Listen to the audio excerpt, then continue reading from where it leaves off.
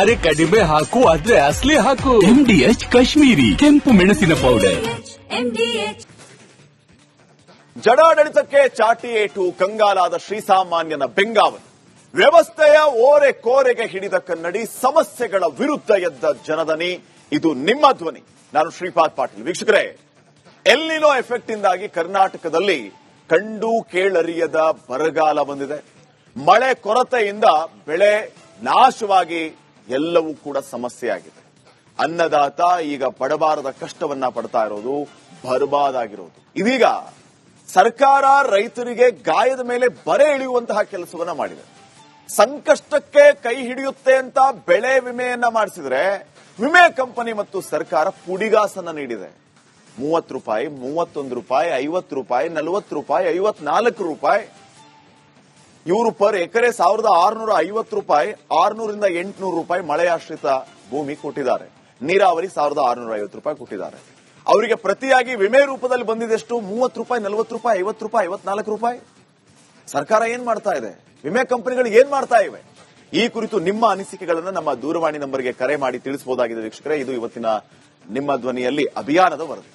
ನಮ್ಮ ಈ ಅಭಿಯಾನದ ವರದಿಗೆ ಹೋಗೋದಕ್ಕಿಂತ ಮುಂಚೆ ರಾಜಕೀಯವಾಗಿ ಸಾಕಷ್ಟು ವರದಿಗಳಿದೆ, ರಾಜಕೀಯ ಸಮಗ್ರ ವರದಿಗಳನ್ನು ನೋಡೋಣ. ಅದಕ್ಕಿಂತ ಮುಂಚೆ ಈ ಕ್ಷಣದ ಟಾಪ್ 10 ಹೆಡ್ಲೈನ್ಸ್. ವೀಕ್ಷಕರೇ, ರಾಜ್ಯದಲ್ಲಿ ಒಂದ್ ಕಡೆ ಬರ, ಮತ್ತೊಂದು ಕಡೆ ನೆರೆಯ ಪರಿಸ್ಥಿತಿ ನಿರ್ಮಾಣ ಆಗಿದೆ. ಸಮಸ್ಯೆ ಆಲಿಸೋದಕ್ಕೆ ಕೃಷಿ ಸಚಿವರೇ ಇಲ್ಲ. ಖಾತೆ ಹಂಚಿಕೆ ತಡವಾದಷ್ಟು ಸರ್ಕಾರಕ್ಕೆ ಸಂಕಷ್ಟ, ರಾಜ್ಯಕ್ಕೆ ಸಮಸ್ಯೆ. ಅದು ಹೆಂಗೆ, ಏನಾಗ್ತಾ ಇದೆ ಅನ್ನೋದರ ಡೀಟೇಲ್ಸ್ ಅನ್ನ ಕೊಡ್ತಾ ಹೋಗ್ತೀವಿ. ಇನ್ನ ನೂತನ ಸಚಿವರಿಗೆ ಖಾತೆ ಹಂಚಿಕೆ ವಿಳಂಬ ಆಗ್ತಾ ಇದೆ. ಸಮಾಜ ಕಲ್ಯಾಣ ಖಾತೆ, ಹಣಕಾಸು ಖಾತೆ, ಸಹಕಾರ ಖಾತೆಗೆ ಭಾರಿ ಡಿಮ್ಯಾಂಡ್. ಯಾವ ಮಟ್ಟಿಗೆ ಲಾಬಿ ಮಾಡ್ತಾ ಇದ್ದಾರೆ ಈ ಖಾತೆಗಳನ್ನ ಪಡ್ಕೊಳ್ಳೋದಕ್ಕೆ ಅಂತ, ಮತ್ತು ಯಾರ್ಯಾರು ಲಾಬಿ ಮಾಡ್ತಾ ಇದ್ದಾರೆ ಇದ್ರ ಬಗ್ಗೆಯೂ ಕೂಡ ಮಾಹಿತಿಯನ್ನ ಕೊಡ್ತಾ ಹೋಗ್ತೀವಿ. ಪ್ರಬಲ ಖಾತೆಗಾಗಿ ಸಚಿವರು ಪಟ್ಟು ಹಿಡಿದು ಕುಳಿತಿದ್ದಾರೆ. ಹಿಂಗಾಗಿ ಎಲ್ಲ ವಿಳಂಬ ಆಗ್ತಾ ಹೋಗ್ತಾ ಇದೆ. ನನಗಿದೇ ಬೇಕು ಅಂತ ಹೇಳಿ ಹಠ. ಇಷ್ಟು ದಿನ ಮಂತ್ರಿ ಆಗ್ಬೇಕು ಅಂತ, ಈಗ ಇಂಥದ್ದೇ ಖಾತೆ ಬೇಕು ಅಂತ. ಇನ್ನ ಮಂತ್ರಿಗಿರಿ ತಪ್ಪಿದ್ದಕ್ಕೆ ಹೈಕಮಾಂಡ್ ನಾಯಕರ ನಿಂದನೆ ಆಗಿದೆ. ಏಕವಚನದಲ್ಲಿ ವೇಣುಗೋಪಾಲ್, ಡಿಕೆ ಶಿವಕುಮಾರ್ ವಿರುದ್ಧ ವಾಗ್ದಾಳಿ ನಡೆಸುವಂತ ಕೆಲಸ ಕೂಡ ಆಗಿದೆ. RB ತಿಮ್ಮಾಪುರ್ ಅವರದ್ದು ಎನ್ನಲಾಗ್ತಾ ಇರುವಂತಹ ಒಂದು ಆಡಿಯೋ ಭಾರಿ ಹಲ್ಚಲ್ಗೆ ಕಾರಣ ಆಗ್ತಾ ಇದೆ. ಆ ಆಡಿಯೋದಲ್ಲಿ ಏನ್ ಮಾತಾಡಿದ್ದಾರೆ, ಯಾರ್ಯಾರು ಮಾತಾಡಿದ್ದಾರೆ, ಇದರ ಡೀಟೇಲ್ಸ್ ಅನ್ನ ಕೊಡ್ತಾ ಹೋಗ್ತೀವಿ. ಇನ್ನ ಸಭಾಪತಿ ಬದಲಾವಣೆ ವಿಚಾರ. ಸಭಾಪತಿ ಬದಲಾವಣೆಯಲ್ಲೂ ಕೂಡ ಕಾಂಗ್ರೆಸ್ ಅಲ್ಲಿ ಭಿನ್ನರಾಗ. ಅವಿಶ್ವಾಸ ನಿರ್ಣಯದ ಬಗ್ಗೆ ಹರಿಪ್ರಸಾದ್ ಸುಳಿವನ್ನ ನೀಡಿದ್ದಾರೆ. ಹೊರಟ್ಟಿಯೇ ಮುಂದುವರಿಯಲಿ ಅಂತ ಸಚಿವ ರಾಯರೆಡ್ಡಿ ಅವರು ಹೇಳಿದ್ದಾರೆ. ಹಾಗಿದ್ರೆ ಈ ಸಭಾಪತಿಯ ವಿಚಾರವಾಗಿ ಕಾಂಗ್ರೆಸ್ನಲ್ಲಿ ಏನ್ ನಡೀತಾ ಇದೆ, ಹೊರಟ್ಟಿ ಅವರ ನಿಲುವೇನು, ಕಾನೂನು ಹೇಳೋದೇನು, ಇದೆಲ್ಲದರ ಡೀಟೇಲ್ಸ್ ವಿಚಾರಗಳನ್ನು ನಿಮಗೆ ತಿಳಿಸ್ತಾ ಹೋಗ್ತೀವಿ. ಇನ್ನ ಅಜ್ಞಾತ ಸ್ಥಳದಲ್ಲಿ ಡಿಕೆ ಶಿವಕುಮಾರ್, ಸುರ್ಜೇವಾಲಾ ಸಭೆಯನ್ನ ನಡೆಸಿದ್ದಾರೆ. ಸಿದ್ದರಾಮಯ್ಯ ಅವರನ್ನ ಹೊರಗಿಟ್ಟು ಖಾತೆ ಹಂಚಿಕೆ ಬಗ್ಗೆ ಸೀಕ್ರೆಟ್ ಮೀಟಿಂಗ್ ನಡೆದಿದೆ.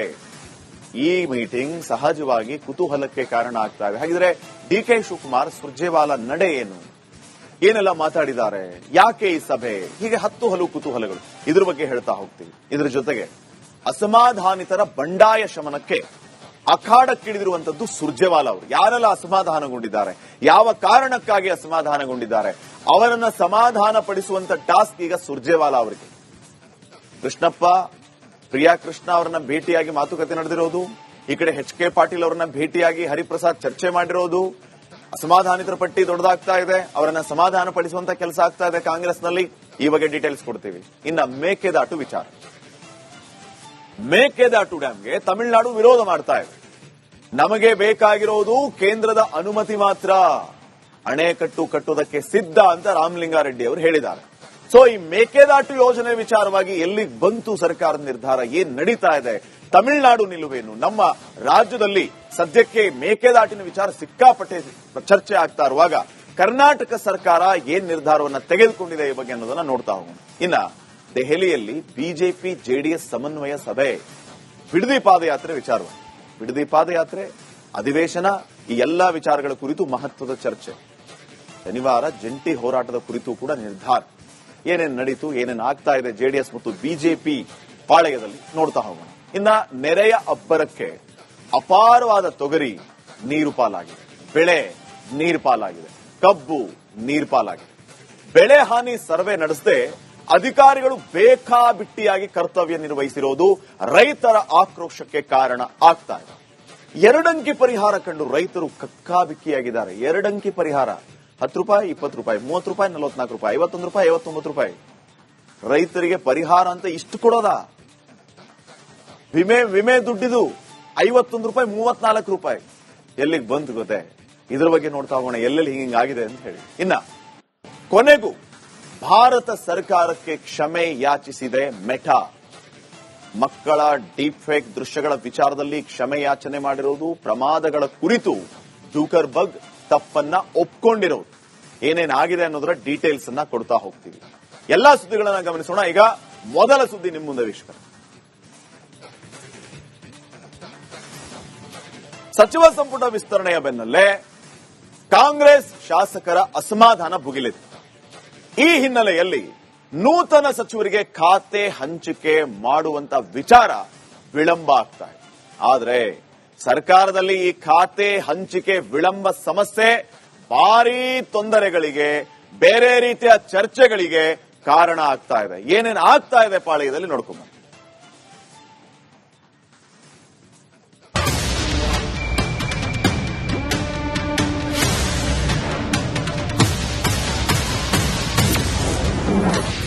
ಸಂಪುಟ ವಿಸ್ತರಣೆ ಆಯಿತು, ಖಾತೆ ಹಂಚಿಕೆಯೇ ಸವಾಲು. ನೂತನ ಸಚಿವರಿಗೆ ಖಾತೆ ಹಂಚಿಕೆ ಯಾವಾಗ?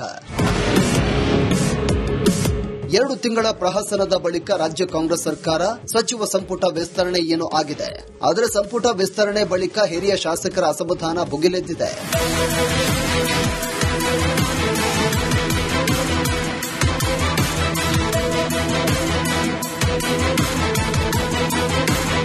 ಕೆಲವರು ನಮ್ಮ ಹಿರಿತನಕ್ಕೆ ಹೈಕಮಾಂಡ್ ಗೌರವ ಕೊಟ್ಟಿಲ್ಲ ಅಂತ ಅಸಮಾಧಾನ ಹೊರಹಾಕಿದ್ರೆ, ಇತ್ತ ಮಾಜಿ ಸಿಎಂ ಸಿದ್ದರಾಮಯ್ಯ ಕೂಡ ಕಿಡಿಕಾರಿದ್ದಾರೆ. ನಾನು ಕೊಟ್ಟ ಕೆಲವು ಹೆಸರುಗಳಿಗೆ ಹೈಕಮಾಂಡ್ ಮಣೆ ಹಾಕಿಲ್ಲ ಅಂತ ಸಿಟ್ಟಾಗಿದ್ದಾರೆ. ಈ ಹಿನ್ನೆಲೆಯಲ್ಲಿ ನೂತನ ಸಚಿವರಿಗೆ ಖಾತೆ ಹಂಚಿಕೆ ಮಾಡುವುದು ವಿಳಂಬವಾಗಲಿದೆ ಎನ್ನಲಾಗಿದೆ. ನೂತನ ಸಚಿವರ ಖಾತೆ ಹಂಚಿಕೆಯನ್ನು ವಿಳಂಬ ಮಾಡಲು ಸಿಎಂ ಡಿಕೆ ಶಿವಕುಮಾರ್ ನಿರ್ಧಾರ ಮಾಡಿದ್ದಾರೆ. ಈಗಿರುವಂತಹ ಸಚಿವ ಸ್ಥಾನ ವಂಚಿತರ ಅಸಮಾಧಾನ ಜೊತೆಗೆ ಖಾತೆ ಹಂಚಿಕೆ ಮಾಡಿದ ಬಳಿಕ ಆಗುವ ಅಸಮಾಧಾನವು ಮಿಕ್ಸ್ ಆಗಿ ವಿರೋಧ ಪಕ್ಷ ಹಾಗೂ ಸಾರ್ವಜನಿಕರಿಗೆ ಆಹಾರವಾಗಬಾರದು ಅನ್ನೋದು ಸಿಎಂ ಲೆಕ್ಕಾಚಾರ.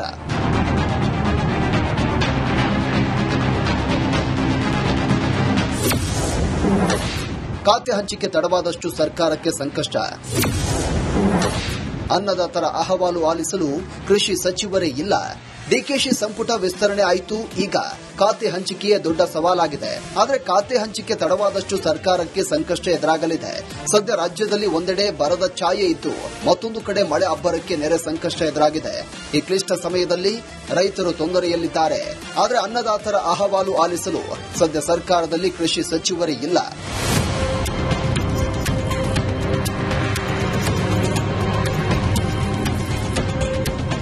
ಇನ್ನು ರಾಜ್ಯದಲ್ಲಿ ಸ್ಕೂಲ್ಗಳು ಓಪನ್ ಆಗಿ 2 ತಿಂಗಳು ಆಯಿತು. ಡಿಕೆಶಿ ಸರ್ಕಾರ ರಚನೆಯಾಗಿಯೂ 2 ತಿಂಗಳು ಆಯಿತು. ಶಾಲೆಗಳಲ್ಲಿ ಬಿಸಿಯೂಟ, ಸಮವಸ್ತ್ರ ಇನ್ನಿತರ ಸಮಸ್ಯೆಗಳಿದ್ದು, ಇದಕ್ಕೆ ಪರಿಹಾರ ಕೊಡಲು ಶಿಕ್ಷಣ ಸಚಿವರೇ ಇಲ್ಲ.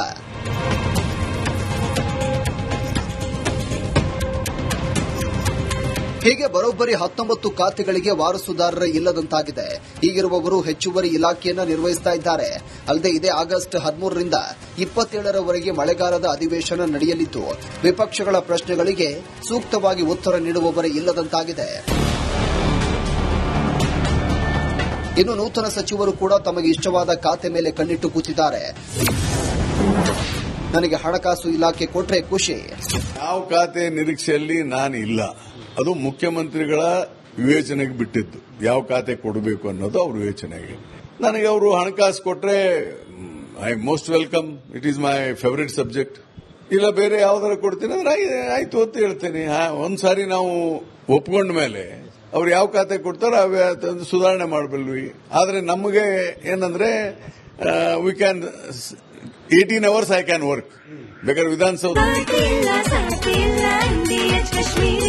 ಅರೆ ಕಡಿಮೆ ಹಾಕು, ಆದ್ರೆ ಅಸಲಿ ಹಾಕು. MDH ಕಾಶ್ಮೀರಿ ಕೆಂಪು ಮೆಣಸಿನ ಪೌಡರ್. ಈಗಾಗಲೇ ಸಚಿವರ ಪ್ರಮಾಣ ವಚನ ಮುಗಿದು 3 ದಿನ ಕಳೆದಿದೆ. ಇಂದಾದರೂ ಸಚಿವರಿಗೆ ಖಾತೆ ಹಂಚಿಕೆ ಮಾಡುವ ಕೆಲಸವನ್ನ ಸಿಎಂ ಮಾಡ್ತಾರಾ ಅಂತ ಕಾದು ನೋಡಬೇಕು.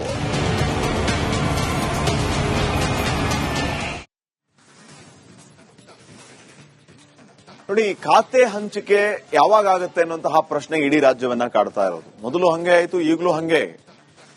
ಪ್ರಮಾಣ ವಚನ ತಗೊಂಡು 2 ದಿನ ಆಗಿ ಈ ಕ್ಷಣ ಆದ್ರೂ ಕೂಡ ಯಾರಿಗೆ ಯಾವ ಖಾತೆ ಅಂತ ಗೊತ್ತಿಲ್ಲ. ಸಚಿವರಿದ್ದಾರೆ ಆದ್ರೆ ಕೃಷಿ ಸಚಿವರಿಲ್ಲ, ಸಚಿವರಿದ್ದಾರೆ ಆದ್ರೆ ಪಶುಸಂಗೋಪನಾ ಸಚಿವರಿಲ್ಲ, ಸಚಿವರಿದ್ದಾರೆ ಆದ್ರೆ ತೋಟಗಾರಿಕೆ ಸಚಿವರಿಲ್ಲ.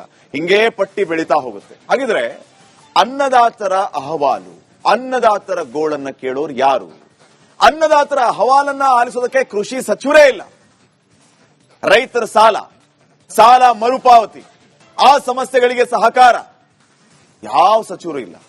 ಕೃಷಿ ಸಚಿವರಿಲ್ಲ, ಸಹಕಾರ ಸಚಿವರಿಲ್ಲ. ಖಾತೆ ವಿಳಂಬ ಆದಷ್ಟು ರಾಜ್ಯಕ್ಕೂ ನಷ್ಟ, ಕಾಂಗ್ರೆಸ್ಗೂ ನಷ್ಟ. ಎಲ್ಲೋಗ್ಬೇಕು ಜನ, ಎಲ್ಲೋಗ್ಬೇಕು ರೈತರು? ಯಾರನ್ನು ಕೇಳಬೇಕು, ಯಾರನ್ನು ಪ್ರಶ್ನೆ ಮಾಡಬೇಕು?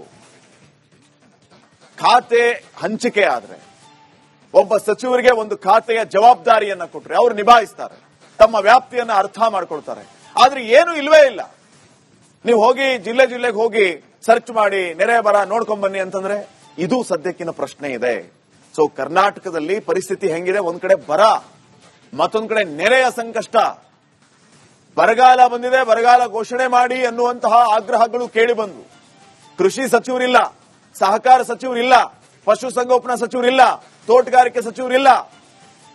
ಅತಿಯಾದ ಮಳೆಯಿಂದ ಶಾಲೆಗಳು ಸೋರ್ತಾ ಇವೆ. ಹೇಳೋಣ ಅಂತಂದ್ರೆ ಶಿಕ್ಷಣ ಸಚಿವರಿಲ್ಲ. ಶಿಕ್ಷಕರ ಸಮಸ್ಯೆಯನ್ನ ಆಲಿಸಬೇಕು, ಎಷ್ಟೆಲ್ಲ ಸಮಸ್ಯೆಗಳಿದೆ ಅದನ್ನ ಹೋಗಿ ಹೇಳಬೇಕು ಅಂದ್ರೆ ಶಿಕ್ಷಣ ಸಚಿವರಿಲ್ಲ. ಖಾತೆ ವಿಳಂಬ ಆದ್ರೆ ಸರ್ಕಾರಕ್ಕೆ ನಾನಾ ರೀತಿಯ ಸಮಸ್ಯೆಗಳು ಎದುರಾಗ್ಲಿಕ್ಕಿದೆ. ಹಿಂಗಾಗಿ ತಡ ಮಾಡದೆ ಖಾತೆ ಹಂಚಿಕೆ ಮಾಡಿಬಿಟ್ರೆ ಅವ್ರವ್ರ ಕೆಲಸ ಅವ್ರು ನೀಟಾಗಿ ಮಾಡ್ಕೊಂಡು ಹೋಗ್ತಾರೆ ಅನ್ನುವಂತ ನಿರೀಕ್ಷೆಯನ್ನ ಮಾಡಲಾಗ್ತಾ ಇದೆ. ಆದ್ರೆ ಇನ್ನೂ ಕೂಡ ಆಗ್ತಾ ಇಲ್ಲ. ಯಾಕೆ ವಿಳಂಬ ಆಗ್ತಾ ಇದೆ ಅನ್ನುವಂಥದ್ದು ಸದ್ಯಕ್ಕಿನ ಪ್ರಶ್ನೆಯಾಗಿದೆ. ಖಾತೆ ಹಂಚಿಕೆ ವಿಳಂಬ, ಇದಕ್ಕಿಂತ ಮುಂಚೆ ಸಂಪುಟ ವಿಸ್ತರಣೆ ವಿಳಂಬ, ಪ್ರತಿಯೊಂದು ಕೂಡ ವಿಳಂಬ ಆಗ್ತಾ ಇದೆ. ವೆರಿ ಇಂಪಾರ್ಟೆಂಟ್ ವಿಚಾರ ಏನಂತಂದ್ರೆ ಅಲ್ಪಾವಧಿ, ಬಹಳ ದಿನ ಇಲ್ಲ, ಇನ್ನು ಎಷ್ಟು ದಿನ ಇದೆ ಇವರಿಗೆ? ಸಿಕ್ಕಿರುವಂತ ಕಡಿಮೆ ಟೈಮ್ ಅಲ್ಲಿ ಖಾತೆ ಹಂಚಿಕೆಯಾಗಿ ಅಭಿವೃದ್ಧಿಯತ್ತ ಚಿತ್ತ ಹರಿಸಬೇಕು. ಯಾವಾಗ ಆಗುತ್ತೆ? ನೆಕ್ಸ್ಟ್, ಒಂದ್ ಕಡೆ ಸಂಪುಟ ವಿಸ್ತರಣೆ ಪೂರ್ಣ ಆದ್ರೂ ಕೂಡ ಖಾತೆ ಹಂಚಿಕೆ ಆಗಿಲ್ಲ. ಮತ್ತೊಂದ್ ಕಡೆ ನೂತನ ಸಚಿವರು ತಮಗಿಷ್ಟದ ಖಾತೆಗಳಿಗೆ ಬೇಡಿಕೆ ಇಡ್ತಾ ಇದ್ದಾರೆ. ಡಿಕೆ ಶಿವಕುಮಾರ್ ಸಂಪುಟದಲ್ಲಿ ಸಮಾಜ ಕಲ್ಯಾಣ ಇಲಾಖೆ, ಸಹಕಾರ ಇಲಾಖೆ ಹಾಗೂ ಹಣಕಾಸು ಇಲಾಖೆಗಳಿಗೆ ಫುಲ್ ಡಿಮ್ಯಾಂಡ್ ಬಂದಿದೆ. ಈ ಪ್ರಬಲ ಖಾತೆಗಳ ಮೇಲೆ ಹಿರಿಯ ಸಚಿವರ ಕಣ್ಣು ಬಿದ್ದಿದೆ. ಹಾಗಾದ್ರೆ ಯಾರು ಯಾವ್ಯಾವ ಖಾತೆ ಮೇಲೆ ಕಣ್ಣಿಟ್ಟಿದ್ದಾರೆ, ಯಾವ ರೀತಿ ಲಾಬಿ ಮಾಡ್ತಾ ಇದ್ದಾರೆ, ಅದು ವರ್ಕೌಟ್ ಆಗುತ್ತಾ? ಈ ಬಗ್ಗೆ ನೋಡ್ಕೊಂಡು ಬನ್ನಿ. ನೋಡಿ, ಪ್ರಬಲ ಖಾತೆಗೆ ಲಾಬಿ ಭಾರಿ ಜೋರಾಗಿ ನಡೀತಾ ಇದೆ. ಕೆಲವೊಬ್ಬರಂತೂ ದೊಡ್ಡ ದೊಡ್ಡ ಖಾತೆನೇ ಬೇಕು ಅಂತ ಲಾಬಿ ಮಾಡ್ತಾ ಇದ್ದಾರೆ. ಆದರೆ ಇವರ ಇಚ್ಛೆಯ ಪ್ರಕಾರ ಖಾತೆಗಳು ಸಿಗುತ್ತಾ ಅನ್ನುವಂಥದ್ದು ಸದ್ಯಕ್ಕಿನ ಪ್ರಶ್ನೆಯಾಗಿದೆ. ಇದೇ ಈಗ ಜಟಿಲ ಆಗ್ತಾ ಇರೋದು. ತಮಗಿಷ್ಟದ ಖಾತೆ, ಒಂದೊಂದು ಖಾತೆಗೆ 3 ಜನ ಡಿಮ್ಯಾಂಡ್ ಮಾಡಿದ್ರೆ ಯಾರು ಕೊಡಬೇಕು, ಯಾರು ಬಿಡಬಾರದು. ಹಿಂಗಾಗಿಯೇ ಖಾತೆ ಖ್ಯಾತೆ ಖಂಡಿತವಾಗಿ ಮುಂದುವರಿಯುತ್ತೆ ಅಂತ ಹೇಳಿ. ಸೊ ಪ್ರಬಲ ಖಾತೆಗೆ ಲಾಬಿ ಆಗ್ತಾ ಇದೆ. ಯಾರ್ಯಾರು ಯಾವ್ಯಾವ ಖಾತೆಗೆ ಲಾಬಿ ಮಾಡ್ತಾ ಇದ್ದಾರೆ ಅಂತ. ಫಸ್ಟ್ ಸಮಾಜ ಕಲ್ಯಾಣ ಖಾತೆ. ಈ ಸಮಾಜ ಕಲ್ಯಾಣ ಖಾತೆ ತನಗೇ ಬೇಕು ಅಂತ ಮೊದಲಿನಿಂದನೂ ಮುನಿಯಪ್ಪ ಅವರು ಮುನಿಸಿಕೊಂಡು ಕೂತಿದ್ರು. ನನಗೆ ಈ ಆಹಾರ ಖಾತೆ ಮತ್ತೊಂದು ಮಗದೊಂದು ಬೇಡ, ಸಮಾಜ ಕಲ್ಯಾಣ ಖಾತೆ ಬೇಕು ಅಂತ ಹೇಳಿ. ಈ ಕಡೆ ಪ್ರಿಯಾಂಕ್ ಖರ್ಗೆ ಅವರು ಕೂಡ ರೇಸಲ್ಲಿ ಇದ್ರು. ಈಗ ಮುನಿಯಪ್ಪ ಅವರು ಸಮಾಜ ಕಲ್ಯಾಣ ಖಾತೆ ಬೇಕು ಅಂತ ಕೂತಿದ್ದಾರೆ. ಶಿವರಾಜ್ ತಂಗಡಿಗೆ ಅವರು ಕೂಡ ನನಗಿದೆ ಖಾತೆ ಬೇಕು ಅಂತ ಕೂತಿದಾರಂತೆ.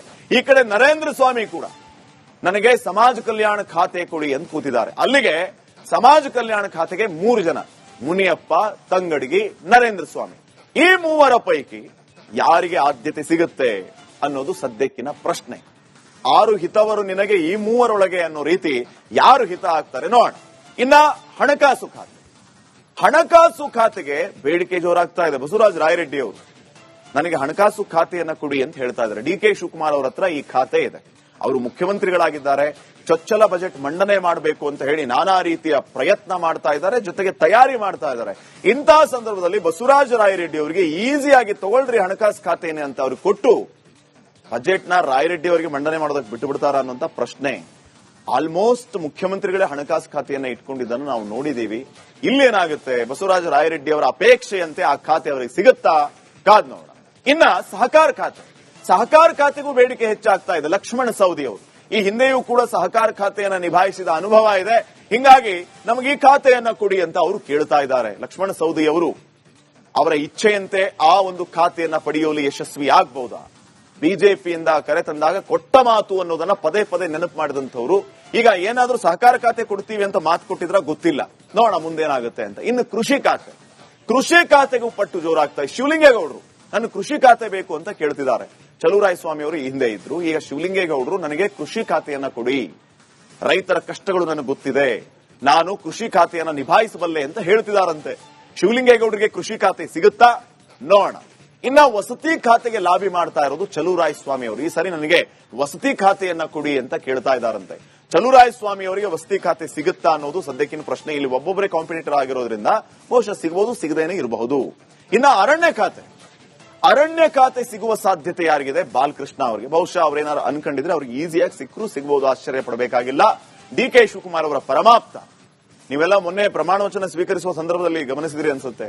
ಡಿ.ಕೆ. ಶಿವಕುಮಾರ್ ಅವರ ಕಣ್ಣಲ್ಲಿ ಆನಂದ ಭಾಷ್ಪ ಬಾಲಕೃಷ್ಣ ಅವರು ಹೋಗಿ ಕಾಲಿಗೆ ಬಿದ್ದಂತ ಸಂದರ್ಭದಲ್ಲಿ. ಇನ್ ಕೇಸ್ ಬಾಲಕೃಷ್ಣ ಅರಣ್ಯ ಖಾತೆ ಕೊಡಿ ಅಂತ ಡಿಮ್ಯಾಂಡ್ ಮಾಡಿದ್ರೆ ಸರಳವಾಗಿ ಸಿಕ್ಕರೂ ಆಶ್ಚರ್ಯ ಪಡಬೇಕಾಗಿಲ್ಲ. ಸೊ ಅರಣ್ಯ ಖಾತೆ ಸಿಗುವ ಸಾಧ್ಯತೆ ಬಾಲಕೃಷ್ಣ ಅವರಿಗೆ ಇದೆ, ನೋಡೋಣ. ಇನ್ನ ಪೌರಾಡಳಿತ ಖಾತೆಗೆ ಬೇಡಿಕೆ ಹೆಚ್ಚಾಗ್ತಾ ಇದೆ. ಕೆ.ಎಸ್. ಬಸವಂತಪ್ಪ ಅವರು ಫಸ್ಟ್ ಟೈಮ್ ಮಿನಿಸ್ಟರ್ ಆಗಿರುವಂತವರು, ಮಾಯಕೊಂಡ ಕ್ಷೇತ್ರದ ಶಾಸಕ, ಪೌರಾಡಳಿತ ಖಾತೆಗೆ ಬೇಡಿಕೆಯನ್ನ ಇಟ್ಟಿದ್ದಾರಂತೆ. ಬಸವಂತಪ್ಪ ಅವರಿಗೆ ಖಾತೆ ಸಿಗುತ್ತಾ ಕಾದ್ ನೋಡೋಣ. ಇನ್ನು ಉನ್ನತ ಶಿಕ್ಷಣ ಖಾತೆ ರಿಜ್ವಾನ್ ಅರ್ಷದ್ ಅವರ ಹೆಸರು ಕೇಳಿ ಬರ್ತಾ ಇದೆ. ಉನ್ನತ ಶಿಕ್ಷಣ ಖಾತೆಗೆ ರಿಜ್ವಾನ್ ಅರ್ಷದ್ ಇನ್ ಕೇಸ್ ಇದಕ್ಕೇನಾದ್ರೂ ಡಿಮ್ಯಾಂಡ್ ಮಾಡಿದ್ರೆ ಬಹುಶಃ ಅವ್ರಿಗೂ ಕೂಡ ಸುಲಭವಾಗಿ ದಕ್ಕಬಹುದು ಅನ್ನುವಂತ ಲೆಕ್ಕಾಚಾರಗಳಿದೆ, ನೋಡೋಣ ಏನಾಗುತ್ತೆ ಅಂತ. ಇನ್ನು ಬಹಳ ಮುಖ್ಯವಾಗಿ ಅಲ್ಪಸಂಖ್ಯಾತ ಕಲ್ಯಾಣ ಇಲಾಖೆ ಈ ಹಿಂದೆ ಜಮೀರ್ ಅಹಮದ್ ಅವರು ಇದನ್ನ ನಿಭಾಯಿಸಿದ್ರು. ಮತ್ತೆ ಜಮೀರ್ ಅಹಮದ್ ಆ ಖಾತೆಯನ್ನ ಮುಂದುವರಿಸಿಕೊಂಡು ಹೋಗುವ ಸಾಧ್ಯತೆ ಇದೆ. ಅವ್ರಿಗೇನೆ ಈ ಖಾತೆಯನ್ನ ಕೊಡುವಂತ ಸಾಧ್ಯತೆಯೂ ಇದೆ. ಯಾಕಂದ್ರೆ ಇಲ್ಲಿ ಕಾಂಪಿಟೇಷನ್ ಇಲ್ಲ. ರಿಜ್ವಾನ್ ಅರ್ಷದ್ ಇದಕ್ಕೆ ಕಾಂಪಿಟೇಷನ್ ಬರಬಹುದಿತ್ತು. ಯುಟಿ ಖಾದರ್ ಅಂತೂ ಆಲ್ರೆಡಿ ಅವರಿಗೆ ಪೋರ್ಟ್ಫೋಲಿಯೋ ಫಿಕ್ಸ್ ಆಗಿದೆ. ಸೊ ಜಮೀರ್ ಅಹಮದ್ ಅವರಿಗೆ ಯಾವುದೇ ತೊಂದರೆ ಇಲ್ಲದೆ, ಕಾಂಪಿಟೇಷನ್ ಇಲ್ಲದೆ ಈ ಖಾತೆ ಸಿಕ್ಕರೂ ಆಶ್ಚರ್ಯ ಪಡಬೇಕಾಗಿಲ್ಲ. ಇನ್ನು ಶಿಕ್ಷಣ ಖಾತೆಗೆ ಮಧು ಬಂಗಾರಪ್ಪ ಅವರು ಪಟ್ಟು ಹಿಡಿದು ಕುಳಿತಿದ್ದಾರೆ ಅಂತ ಹೇಳಲಾಗ್ತಾ ಇದೆ. ಈ ಹಿಂದೆ ಶಿಕ್ಷಣ ಖಾತೆಯಲ್ಲಿ ಇದ್ದಂತವರು ಮಧು ಬಂಗಾರಪ್ಪ, ಮತ್ತೆ ಅದೇ ಖಾತೆ ಸಿಗಬಹುದಾ ಕಾದ್ ನೋಡಿ. ನೆಕ್ಸ್ಟ್,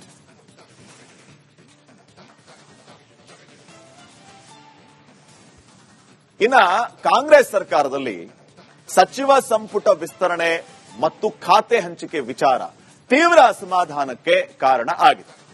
ಇದೀಗ ಮಾಜಿ ಸಚಿವ ಮುಧೋಳದ ಶಾಸಕ ಆರ್.ಬಿ. ತಿಮ್ಮಾಪುರ್ ಹಾಗೂ ಬಾಗಲಕೋಟೆಯ ಕಾಂಗ್ರೆಸ್ ಜಿಲ್ಲಾಧ್ಯಕ್ಷ ನಂಜಯನ್ ಮಠ್ ಅವರದ್ದು ಎನ್ನಲಾದ ಆಡಿಯೋ ಸಂಭಾಷಣೆ ತೀವ್ರ ಸಂಚಲನ ಮೂಡಿಸಿದೆ.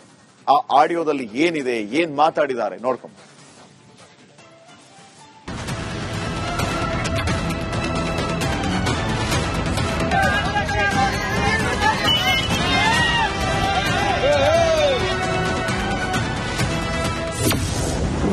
ಕಾಂಗ್ರೆಸ್ ಹೈಕಮಾಂಡ್ಗೆ ನಿಂದಿಸಿದ್ರ ಮಾಜಿ ಸಚಿವ ತಿಮ್ಮಾಪುರದ್ದು ಎನ್ನಲಾದ ಆಡಿಯೋ ವೈರಲ್. ರಾಜ್ಯ ಕಾಂಗ್ರೆಸ್ ಸರ್ಕಾರದಲ್ಲಿ ಸಚಿವ ಸಂಪುಟ ವಿಸ್ತರಣೆ ಮತ್ತು ಖಾತೆ ಹಂಚಿಕೆ ವಿಚಾರವಾಗಿ ಆಡಳಿತ ಪಕ್ಷದ ಒಳಗೆ ತೀವ್ರ ಅಸಮಾಧಾನ ಹೊಗೆಯಾಡ್ತಾ ಇದೆ. ಇದೀಗ ಮಾಜಿ ಸಚಿವ ಮುಧೋಳ ಶಾಸಕ ಆರ್.ಬಿ. ತಿಮ್ಮಾಪುರ ಹಾಗೂ ಬಾಗಲಕೋಟೆ ಕಾಂಗ್ರೆಸ್ ಜಿಲ್ಲಾಧ್ಯಕ್ಷ ಎಸ್.ಜಿ. ನಂಜಯ್ಯನ ಮಠ ಅವರದ್ದು ಎನ್ನಲಾದ ಆಡಿಯೋ ಸಂಭಾಷಣೆ ತೀವ್ರ ಸಂಚಲನ ಮೂಡಿಸಿದೆ.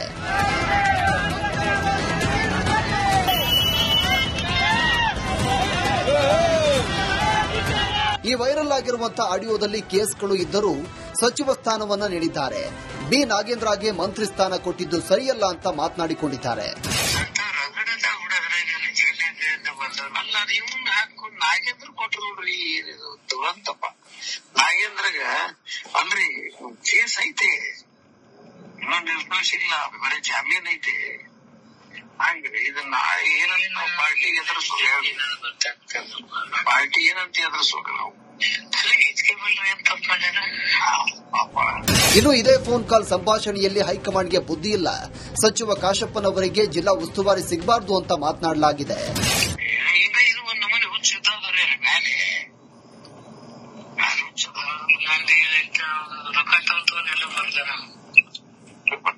ಒಂದೊಂದು ಬಟ್ ಇನ್ನೊಂದು ಅವು ಅದಾವಲ್ಲ, ನಾ ಹಿಂದಕ್ಕೊಮ್ಮೆ ಪ್ರಾಮಾಣಿಕವಾಗಿ ದಕ್ಷತೆಯಿಂದ ಕೆಲಸ ಮಾಡ್ತಾನಂತ ಹೇಳಿ ಎಸ್ ಕೆ ಪಾಟೀಲ್ ಸಂಬಂಧ ವೇಣುಗೋಪಾಲ್ ಮುಂದೆ ಹೇಳಿದ್ರ ನಾವು ಹೈಕಮಾಂಡ್ ಅವ್ರು ಪ್ರಾಮಾಣಿಕ ಆಗಿರಂತ ಹೇಳಿದೀವನಂತ ಕೇಳಿ ನನಗ.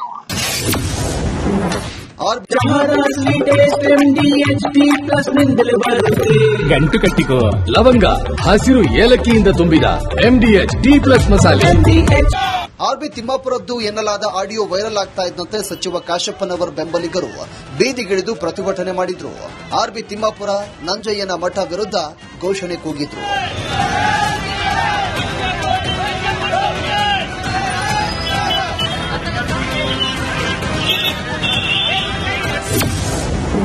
ಇದು ಪಕ್ಷಕ್ಕೆ ದ್ರೋಹ ಮಾಡುವ ಕೆಲಸ. ವಿಜಯಾನಂದ ಕಾಶಪ್ಪನವರ್ ಕಿಡಿ. ಪಕ್ಷದವರು ನಮ್ಮ ವಿರೋಧದವರು ಯಾರು ನಮ್ಮ ಮುಂದೆ ಬಂದಿರೋ ತಾಕತ್ತು ಇಲ್ಲ, ದಮ್ಮು ಇಲ್ಲ. ಆದ್ರೆ ನಮ್ಮವರೇ ಷಡ್ಯಂತ್ರ ಮಾಡುವಂತ. ಈಗ ಅವರಿಗೆ ಅವಕಾಶ ಕೊಟ್ಟಿದೆ, ಪಕ್ಷ ಅವಕಾಶ ಕೊಟ್ಟಿದೆಯಲ್ಲ.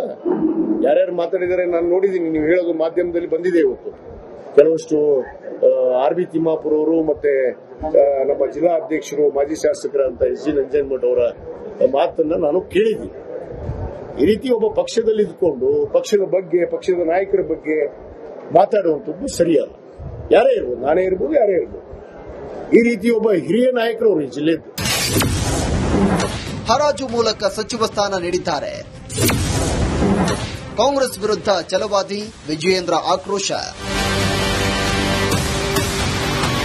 ವಿಪಕ್ಷಕ್ಕೆ ಈ ಆಡಿಯೋ ದೊಡ್ಡ ಅಸ್ತ್ರ ಕೊಟ್ಟಂತಾಗಿದ್ದು, ಕಾಂಗ್ರೆಸ್ ಹರಾಜು ಮೂಲಕ ಸಚಿವ ಸ್ಥಾನ ನೀಡಿದ್ದಾರೆ. ಎಷ್ಟು ಸಾಧ್ಯವೋ ಅಷ್ಟಕ್ಕೆ ಹರಾಜು ಆಗಿದೆ ಅಂತ ಛಲವಾದಿ ನಾರಾಯಣಸ್ವಾಮಿ ಆರೋಪ ಮಾಡಿದ್ದಾರೆ. ಇತ್ತ ವಿಜಯೇಂದ್ರ ಕೂಡ ಭ್ರಷ್ಟರಿಗೆ ಸಚಿವ ಸ್ಥಾನ ಕೊಟ್ಟಿರುವುದು ಎಷ್ಟು ಸರಿ ಅಂತ ಹೇಳಿದ್ದಾರೆ. ಮೇಲಿನ ಮೇಲಿದ್ರೂ ಕೂಡ ಭ್ರಷ್ಟಾಚಾರದ ಆರೋಪ ಇದ್ರೂ ಕೂಡ ಕಾಂಗ್ರೆಸ್ ಅವರಿಗೆ ಉಡುಗೊರೆಯಾಗಿ ಮತ್ತೆ ಮಂತ್ರಿಯನ್ನಾಗಿ ಮಾಡತಕ್ಕಂತ ಕೆಲಸವನ್ನ ಮಾಡಿದ್ದಾರೆ. ಇದರಿಂದ ಸಾಬೀತಾಗತ್ತೆ ಅವರು ಕಾಂಗ್ರೆಸ್ ಪಕ್ಷದವರು ಭ್ರಷ್ಟಾಚಾರಕ್ಕೆ ಬೆಂಬಲ ಕೊಡ್ತಕ್ಕಂಥವರು. ಕ್ಯಾಬಿನೆಟ್ ಮಿನಿಸ್ಟರ್ಗೆ ಇವತ್ತು ಬೆಂಗಳೂರು ಬಿಟ್ಟು ಹೊರ ಹೋಗೋದಕ್ಕೆ ಇವತ್ತು ಅನುಮತಿ ಇಲ್ಲ. ಇವತ್ತು ಅಂತನೂ ಇವತ್ತು ಭ್ರಷ್ಟಾಚಾರದ ಆರೋಪ ಹೊತ್ಕೊಂಡಿರ್ತಕ್ಕಂಥ ವಾಲ್ಮೀಕಿ ಅಭಿವೃದ್ಧಿ ನಿಗಮದ ಹಗರಣದಲ್ಲಿ ಲೂಟಿ ಮಾಡಿರ್ತಕ್ಕಂಥವ್ರನ್ನ ಚಾರ್ಜ್ ಶೀಟ್ ಇದ್ರು ಕೂಡ ಮತ್ತೆ ಕ್ಯಾಬಿನೆಟ್ಗೆ ಸೇರಿಸಿಕೊಂಡಿರುವಂತದ್ದು. ಇವ್ರು ಮತ್ತೆ ಭ್ರಷ್ಟಾಚಾರ ರಹಿತ ಆಡಳಿತನ ಅಂತ ಹೇಳಿಕೆಯನ್ನು ಕೂಡ ನೀಡುತ್ತಾ ಇದ್ದಾರೆ.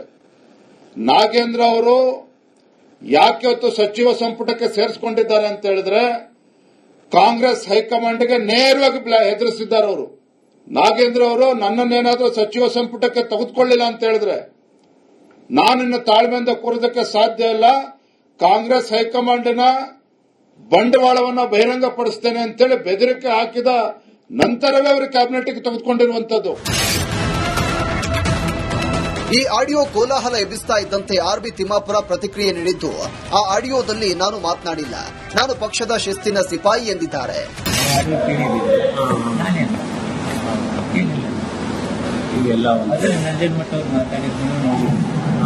ನೀವು ಕೇಳಿದ್ರೆ ತಿಳ್ಕೊತೀನಿ, ನಾನೇನು ಮಾತಾಡಿಲ್ಲ. ನಾನು ಫಸ್ಟ್ ಪಕ್ಷದ ಶಿಸ್ತಿನ ಸಿಪಾಯಿ. ಪಕ್ಷ ಅಂದ್ರೆ ಹೈಕಮಾಂಡ್ ನಾಯಕರಲ್ಲಿ ಹೇಳಿದ್ರೆ ಅದನ್ನ ವಿರೋಧ ಮಾತನಾಡ್ತಕ್ಕಂಥ ಪಕ್ಷದ ಇಮೇಜ್ ಬೆಟ್ಟತಕ್ಕಂಥ.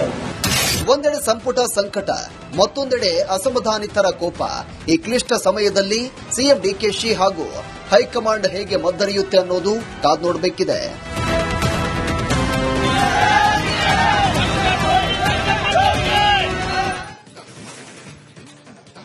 ಸಂಪುಟ ವಿಸ್ತರಣೆಯ ಬೆನ್ನಲ್ಲೇ ಹಸ್ತಪಾಳಯದಲ್ಲಿ ರೆಬಲ್ ಶಾಸಕರ ಅಸಮಾಧಾನ ಧಗಧಗಿಸ್ತಾ ಇದೆ.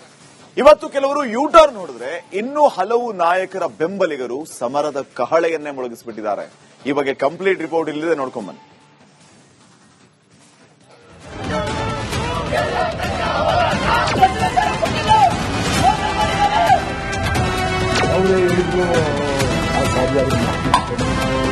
ಸ್ವಇಚ್ಛೆಯಿಂದ ರಾಜೀನಾಮೆಯನ್ನು ಕೊಟ್ಟಿದ್ದೀವಿ. ಸಚಿವ ಸ್ಥಾನ ಮಿಸ್, ಶಾಸಕರ ಅಸಮಾಧಾನ ಸ್ಫೋಟ, ಬೆಂಬಲಿಗರ ರಾಜೀನಾಮೆ ಪರ್ವ ಇಕ್ಕಟ್ಟಿನ ಹಸ್ತಪಡೆ. ಕಾಂಗ್ರೆಸ್ ಪಾಳೆಯದಲ್ಲಿ ಅಸಮಾಧಾನ ಸ್ಫೋಟಗೊಂಡಿದೆ. ಶಾಸಕರ ಬೆನ್ನಲ್ಲೇ ಬೆಂಬಲಿಗರು ರಾಜೀನಾಮೆ ಪರ್ವದ ಕಹಳೆ ಮೊಳಗಿಸಿದ್ದಾರೆ. ಬಂದ್ ಮಾಡಿ ಹಸ್ತಪಡೆಯ ವಿರುದ್ಧ ಪ್ರತಿಭಟನೆಗೆ ಕಿಚ್ಚು ಮೊಳಗಿಸುತ್ತಿದ್ದಾರೆ. ಈ ಬೆನ್ನಲ್ಲೇ ಇದೀಗ ರೆಬಲ್ ನಾಯಕರು ಹೊಸ ಅಸ್ತ್ರ ಹೂಡಿದ್ದಾರೆ.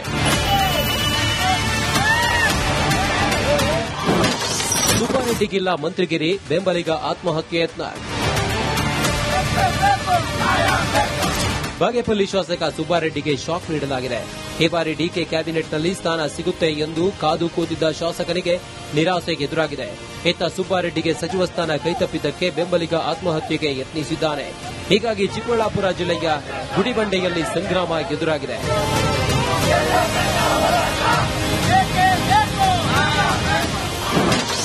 ಕಿಯೋನಿಕ್ಸ್ ಅಧ್ಯಕ್ಷ ಸ್ಥಾನಕ್ಕೆ ಶರತ್ ಬಚ್ಚೇಗೌಡ ಗುಡ್ ಬೈ. ಶಾಸಕ ಶರತ್ ಬಚ್ಚೇಗೌಡಗೆ ಕೊನೆ ಕ್ಷಣದಲ್ಲಿ ಸಚಿವ ಸ್ಥಾನ ಮಿಸ್ ಆಗಿತ್ತು. ಹೀಗಾಗಿ ಬೇಸರಗೊಂಡಿದ್ದ ಶರತ್ ಬಚ್ಚೇಗೌಡ ಕಿಯೋನಿಕ್ಸ್ ಅಧ್ಯಕ್ಷ ಸ್ಥಾನಕ್ಕೆ ಗುಡ್ ಬೈ ಹೇಳಿದ್ದಾರೆ. ನಿಗಮ ಮಂಡಳಿ ಬೇಡ, ಬೇರೆಯವರಿಗೆ ಅವಕಾಶ ಮಾಡಿಕೊಡಿ ಎಂದು ಪರೋಕ್ಷವಾಗಿ ತಮ್ಮ ಅಸಮಾಧಾನ ಹೊರಹಾಕಿದ್ದಾರೆ. ಪ್ರಯತ್ನ ಒಂದೇ ಅಲ್ಲ, ಪ್ರಾರ್ಥನೆ ಪ್ರಯತ್ನ ಎರಡೂ ಕೂಡ ಮಾಡಿದ್ವಿ. ಶುಭಗಳಿಗೆ ಒಂದು ಕೊರತೆ ಆಯಿತು. ಈ ಭಾಗ ಏನು ನಮ್ಮ ಕೋಲಾರ, ಚಿಕ್ಕಬಳ್ಳಾಪುರ, ಗ್ರಾಮಾಂತರ, ಬೆಂಗಳೂರು ನಗರದ ಕೆಲವು ಭಾಗಗಳೇನು ಮಲೆನಾಡಿನ ಭಾಗಗಳಿವೆ, ಈ ಭಾಗಗಳಿಂದ ಪ್ರಾತಿನಿಧ್ಯ ಸಿಗಬಹುದು ಅನ್ನೋ ಒಂದು ಉದ್ದೇಶದಿಂದ ನಾವು ಕೂಡ ಪ್ರಯತ್ನ ಎಲ್ಲ ಕೂಡ ಮಾಡಿದೀವಿ. ಆದ್ರೆ ಇವತ್ತು ಅವಕಾಶ ಎಲ್ಲೋ ಕೈಗೆ ಸಿಕ್ಕಿಲ್ಲ. ಆದ್ರೆ ಏನ್ ಆಯ್ಕೆ ಮಾಡಿದರೆ ಬೇರೆ ಬೇರೆ ರೀತಿಯಾದಂತ ಎಲ್ಲರಿಗೂ ಗೊತ್ತಂಗೆ ಒತ್ತಡಗಳು, ಪ್ರಾದೇಶಿಕ ಒತ್ತಡ ಆಗಿರಬಹುದು. ಸಿಎಂ ಡಿಕೆಶಿ ಕರೆ ಬಳಿಕ ಗುಬ್ಬಿ ಶ್ರೀನಿವಾಸ್ ಉಲ್ಟಾ. ಕೆಎಸ್ಆರ್ಟಿಸಿ ಅಧ್ಯಕ್ಷ ಸ್ಥಾನಕ್ಕೆ ರಾಜೀನಾಮೆ ನೀಡುತ್ತಿದ್ದ ಶಾಸಕ ಗುಬ್ಬಿ ಶ್ರೀನಿವಾಸ್ ಇದೀಗ ಯೂಟರ್ನ್ ಹೊಡೆದಿದ್ದಾರೆ. ಸಿಎಂ ಡಿಕೆಶಿ ಕರೆ ಮಾಡಿದ್ದ ಬೆನ್ನಲ್ಲೇ ಉಲ್ಟಾ ಮಾತು ಶುರುವಾಗಿದೆ. ಸಚಿವ ಸ್ಥಾನ ಸಿಗದಿದ್ದಕ್ಕೆ ನನಗೆ ಬೇಸರ ಇಲ್ಲ, ನನಗೆ ಯಾವುದೇ ರೀತಿ ಅಸಮಾಧಾನವೂ ಇಲ್ಲ ಎಂದು ಹೇಳಿದ್ದಾರೆ. ಇಲ್ಲ, ನನಗೇನು ಬೇಸರ ಆಗಿಲ್ಲ. ಯಾಕೆಂದ್ರೆ ನಾನು ಆಗಲೇಬೇಕು ಅಂತ ಎಲ್ಲೂ ಅನ್ಕೊಂಡಿರಲಿಲ್ಲ. ಅವರೇ ಹೇಳಿದ್ರು ಸಾಧ್ಯವಾದ್ರೆ ಮಾಡ್ತೀವಿ ಅಂತ. ಸಾಧ್ಯ ಆಗಿಲ್ಲ, ಮಾಡಕ್ಕಾಗಿಲ್ಲ. ಯಶವಂತರಾಯಗೌಡ ಪಾಟೀಲ್ ರಾಜೀನಾಮೆ ವಾಪಸ್. ಸಚಿವ ಸ್ಥಾನದ ಪಟ್ಟಿ ರಿಲೀಸ್ ಬೆನ್ನಲ್ಲೇ ಸಿಡಿದೆದ್ದು ಯಶವಂತರಾಯಗೌಡ ಪಾಟೀಲ್ ರಾಜೀನಾಮೆ ನೀಡಿದ್ರು. ಆದರೆ ಇದೀಗ ಸಿಎಂ ಡಿಕೆಶಿ ಕರೆ ಬೆನ್ನಲ್ಲೇ ಯಶವಂತರಾಯಗೌಡ ಪಾಟೀಲ್ ರಾಜೀನಾಮೆ ವಾಪಸ್ ಪಡೆದಿದ್ದಾರೆ.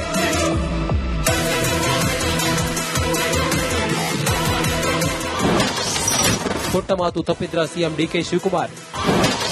ಅಸಮಾಧಾನಿತ ಶಾಸಕರ ಸಭೆ, ಮುಂದಿನ ನಡೆ ಏನು? ಉತ್ತರ ಕರ್ನಾಟಕದ ಕಡೆಗೆ ಅದು ನನಗೆ ಕೊಡ್ಬೇಕಂತೇಳಿ ಹೈಕಮಾಂಡ್ ಅವರಿಗೆ ನನ್ನ ಹೆಸರು ತಗೊಂಡೋಗಿದ್ರು. ತಕ್ಷಣ ಅದು ಯಾವ ರೀತಿ ಬದಲಾವಣೆ ಆಯ್ತು ಅವ್ರಿಗೂ ಕೂಡ ಆಶ್ಚರ್ಯ ಆಗೈತಿ. ಅದಕ್ಕೆ ಅವರು ಕೂಡ ತಗೋಣಕ್ ಹೋಗಿಲ್ಲ. ಹಿಂಗಾಗಿ ಮುಂದಿನ ದಿನಗಳಲ್ಲಿ ಮತ್ತೆ ಏನ್ ಮಾಡ್ತಾರ ನೋಡನ್ರಿ. ನಾವು ಮತ್ತೆ ಎಲ್ಲ ಸಮಾನ ಮನಸ್ಕರು ನಾವೇನಿದ್ದೀವಿ, ಇವಾಗ ಅಧಿಕಾರ ವಂಚಿತ ಆಗಿರ್ತಕ್ಕಂಥವ್ರು ಇರ್ಬೋದು, ಇಲ್ಲ ನಾನಾ ಕಾರಣಗಳಿಗೆ ಬೇಸರ ಮಾಡಿಕೊಂಡಿರ್ತಕ್ಕಂಥವ್ರು ಇರ್ಬೋದು, ನಾವೆಲ್ಲ ಕೂಡ ಇವತ್ತು ಒಂದು ಸಭೆ ಸೇರಿ ಆ ಸಭೆಯಲ್ಲಿ ಮುಂದೆ ನಾವು ಯಾವ ರೀತಿ ಇರಬೇಕು, ಪಕ್ಷ ಸಂಘಟನೆ ಮಾಡಬೇಕಾದ್ರೆ ನಮ್ಗೆ ಏನೆಲ್ಲ ಸೌಕರ್ಯ ಬೇಕು ಅನ್ನೋದನ್ನ ಹೈಕಮಾಂಡ್ ತರಬೇಕು ಅಂತೇಳಿ ಚರ್ಚೆ ಮಾಡಿ ತೀರ್ಮಾನವನ್ನು ಮಾಡ್ತೇವೆ. ಇನ್ನು ಈ ಬಗ್ಗೆ ಶಾಸಕ ಹಂಪನಗೌಡ ಬಾದಾರ್ಲಿ ಹಾಗೂ ಕೆಜಿಎಫ್ ಶಾಸಕಿ ರೂಪಕಲಾ ಕೂಡ ಪ್ರತಿಕ್ರಿಯೆ ನೀಡಿದ್ದಾರೆ.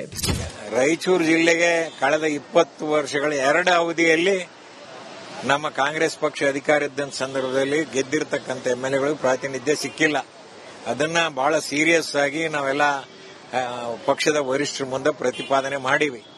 ಪಾಸಿಟಿವ್ ಆಗಿ ಇದ್ರು, ಬಟ್ ಕೊನೆಗಳಿಗೆ ಎಲ್ಲಿ ಅದು ಮಂತ್ರಿ ಸ್ಥಾನ ಸಿಕ್ಕಿಲ್ಲ.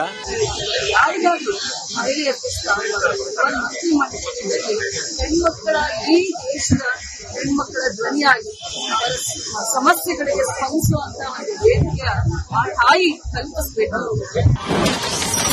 140ರಲ್ಲಿ 33 ಶಾಸಕರನ್ನ ಆಯ್ಕೆ ಮಾಡುವುದು ಕಷ್ಟ. ಪಕ್ಷದಲ್ಲಿನ ರಾಜೀನಾಮೆ ಪರ್ವದ ಬಗ್ಗೆ ಪ್ರತಿಕ್ರಿಯೆ ನೀಡಿದ ಗೃಹ ಸಚಿವ ಪ್ರಿಯಾಂಕ್ ಖರ್ಗೆ 140 ಜನರಲ್ಲಿ 33 ಜನರನ್ನ ಆಯ್ಕೆ ಮಾಡುವುದು ಕಷ್ಟ ಎಂದು ಸಮರ್ಥಿಸಿಕೊಂಡಿದ್ದಾರೆ. ನಮ್ಮ ಪಕ್ಷದಲ್ಲಿ ನಾಯಕತ್ವ ಅಥವಾ ಸಾಮರ್ಥ್ಯದ ಕೊರತೆ ಇಲ್ಲ. ಸಾಕಷ್ಟು ಜನ ಪಕ್ಷಕ್ಕೋಸ್ಕರ, ಸರ್ಕಾರಕ್ಕೋಸ್ಕರ ದುಡಿದಿದ್ದಾರೆ. ಎಲ್ಲರಿಗೂ ನ್ಯಾಯ ಒದಗಿಸ್ಕೊಡೋದು ಬಹಳ ಕಷ್ಟದ ಕೆಲಸ.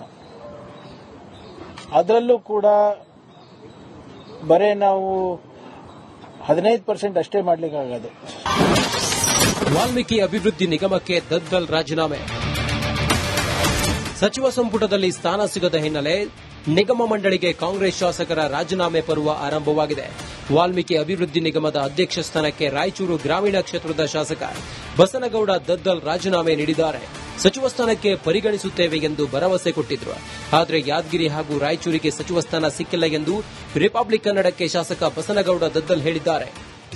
ಹೆಚ್ಚಿನ ಅದಕ್ಕೆ ಇನ್ನ ಸ್ಟ್ರೆಂಥನಿಂಗ್ ಕೊಡುವಂತ ಕೆಲಸ ಸರ್ಕಾರಗಳು ಮಾಡಬೇಕಂತೇಳಿ ನಾನು ಹಲವಾರು ಬಾರಿ ಈ ರಾಜ್ಯದ ಮುಖ್ಯಮಂತ್ರಿಗಳಿಗೆ ವಹಿಸಿದ್ವಿ.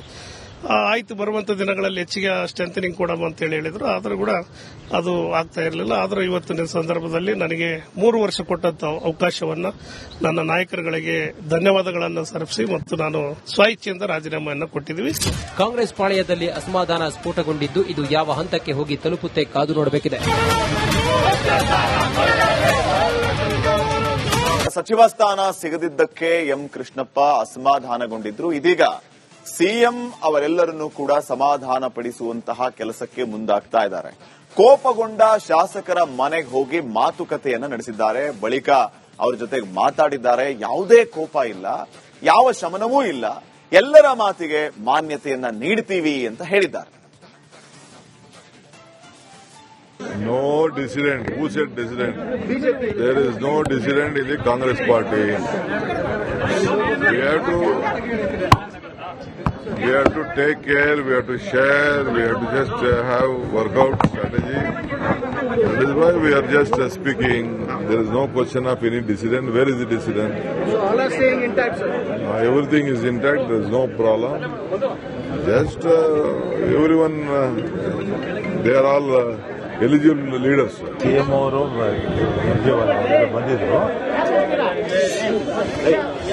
ಬಂದಿದ್ರು ಮಿಸ್ಟೇಕ್ ಆಗಿದೆ, ಸರ್ ಅವ್ರು ಹೇಳಿದ ಅರ್ಥ ಆಯ್ತು ನನಗೆ. ಅದನ್ನ ನಾನು ಹೇಗ್ ಮಾಡಿಕೊಡ್ತಾರೆ ಅದೆಲ್ಲ ಬೇಡ. ಮಿಸ್ಟೇಕ್ ಆಗಿದೆ, ತಪ್ಪಾಗಿದೆ, ಮಾಡ್ತೀವಿ ಅಂತ ಹೇಳಿ ಅದೇ ಹೇಳಿದ್ದಾರೆ. ಖಂಡಿತವಾಗ್ಲೂ ನಮ್ಮೆಲ್ಲ ಮಿಸ್ಟೇಕ್ ಆಗಿದೆ, ಎಲ್ಲಿ ಮಿಸ್ಟೇಕ್ ಆಗಿದೆ ಅಂತ ಗೊತ್ತಿಲ್ಲ. ಮಿಸ್ಟೇಕ್ ಅಂತೂ ಆಗಿದೆ, ತಪ್ಪಾಗಿದೆ, ಸರ್ ಮಾಡ್ತೀವಿ ಅಂತ ಹೇಳಿ. ನೀವು ಕಾಂಗ್ರೆಸ್ ಇಲ್ಲ, ಕಾಂಗ್ರೆಸ್ ಪಾರ್ಟಿ ಸ್ವಲ್ಪ ಮಿಸ್ಟೇಕ್ ಆಗಿದೆ ಮಾಡ್ತೀವಿ ಅಂತ ಹೇಳಿ. ಅದೇ ನಮ್ಮ ಹೇಳಿದ್ದು, ಮಿಸ್ಟೇಕ್ ಆಗಿದೆ ನಮ್ಮ ಕಡೆಯಿಂದ, ಎಲ್ಲಿ ಮಿಸ್ಟೇಕ್ ಆಯಿತು ಅಂತ. ರಾಜ್ಯದ ಇತಿಹಾಸದಲ್ಲಿ ಹಿಂದೆಂದೂ ಅವಧಿ ಪೂರ್ವ ಪರಿಷತ್ ಸಭಾಪತಿ ಕೆಳಗಿಳಿದ ಅಥವಾ ಕೆಳಗಿಳಿಸಿದ ಉದಾಹರಣೆ ಇಲ್ಲ. ಆದರೆ ಕಾಂಗ್ರೆಸ್ ಹೈಕಮಾಂಡ್ನಿಂದ ಸಭಾಪತಿ ಆಯ್ಕೆ ಪ್ರಕ್ರಿಯೆ ಮಾಡಿದ್ದು ಸರಿನಾ ಅಥವಾ ಹೊರಟ್ಟಿಯವರೇ ಹಠ ಹಿಡಿದಿದ್ದಾರಾ? ಈ ಬಗ್ಗೆ ಒಂದು ರಿಪೋರ್ಟ್ ಇದೆ, ನೋಡ್ಕೊಂಬನ್ನಿ.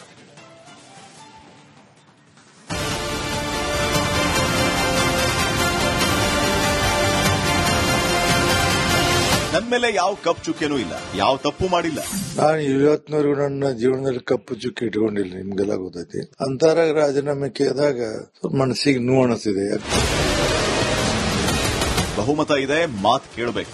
7 ತಾಸು ಕುಂತೀನಿ, 9 ತಾಸು ಕುಂತೀನಿ, ಮತ್ತೆ ನಾನು ಎಷ್ಟು ನಿಷ್ಠೆಯಿಂದ ಕೆಲಸ ಮಾಡೀನಿ. ಈ ನಿಷ್ಠೆಗೆ ಇದೊಂದು ಇದು ಬರಬಾರ್ದಾಗಿತ್ತು ಅನ್ನೋದು ನನ್ನ ನೋವಿದೆ. ಅನಿವಾರ್ಯ, ಏನ್ ಮಾಡಕ್ಕಾಗೋದಿಲ್ಲ.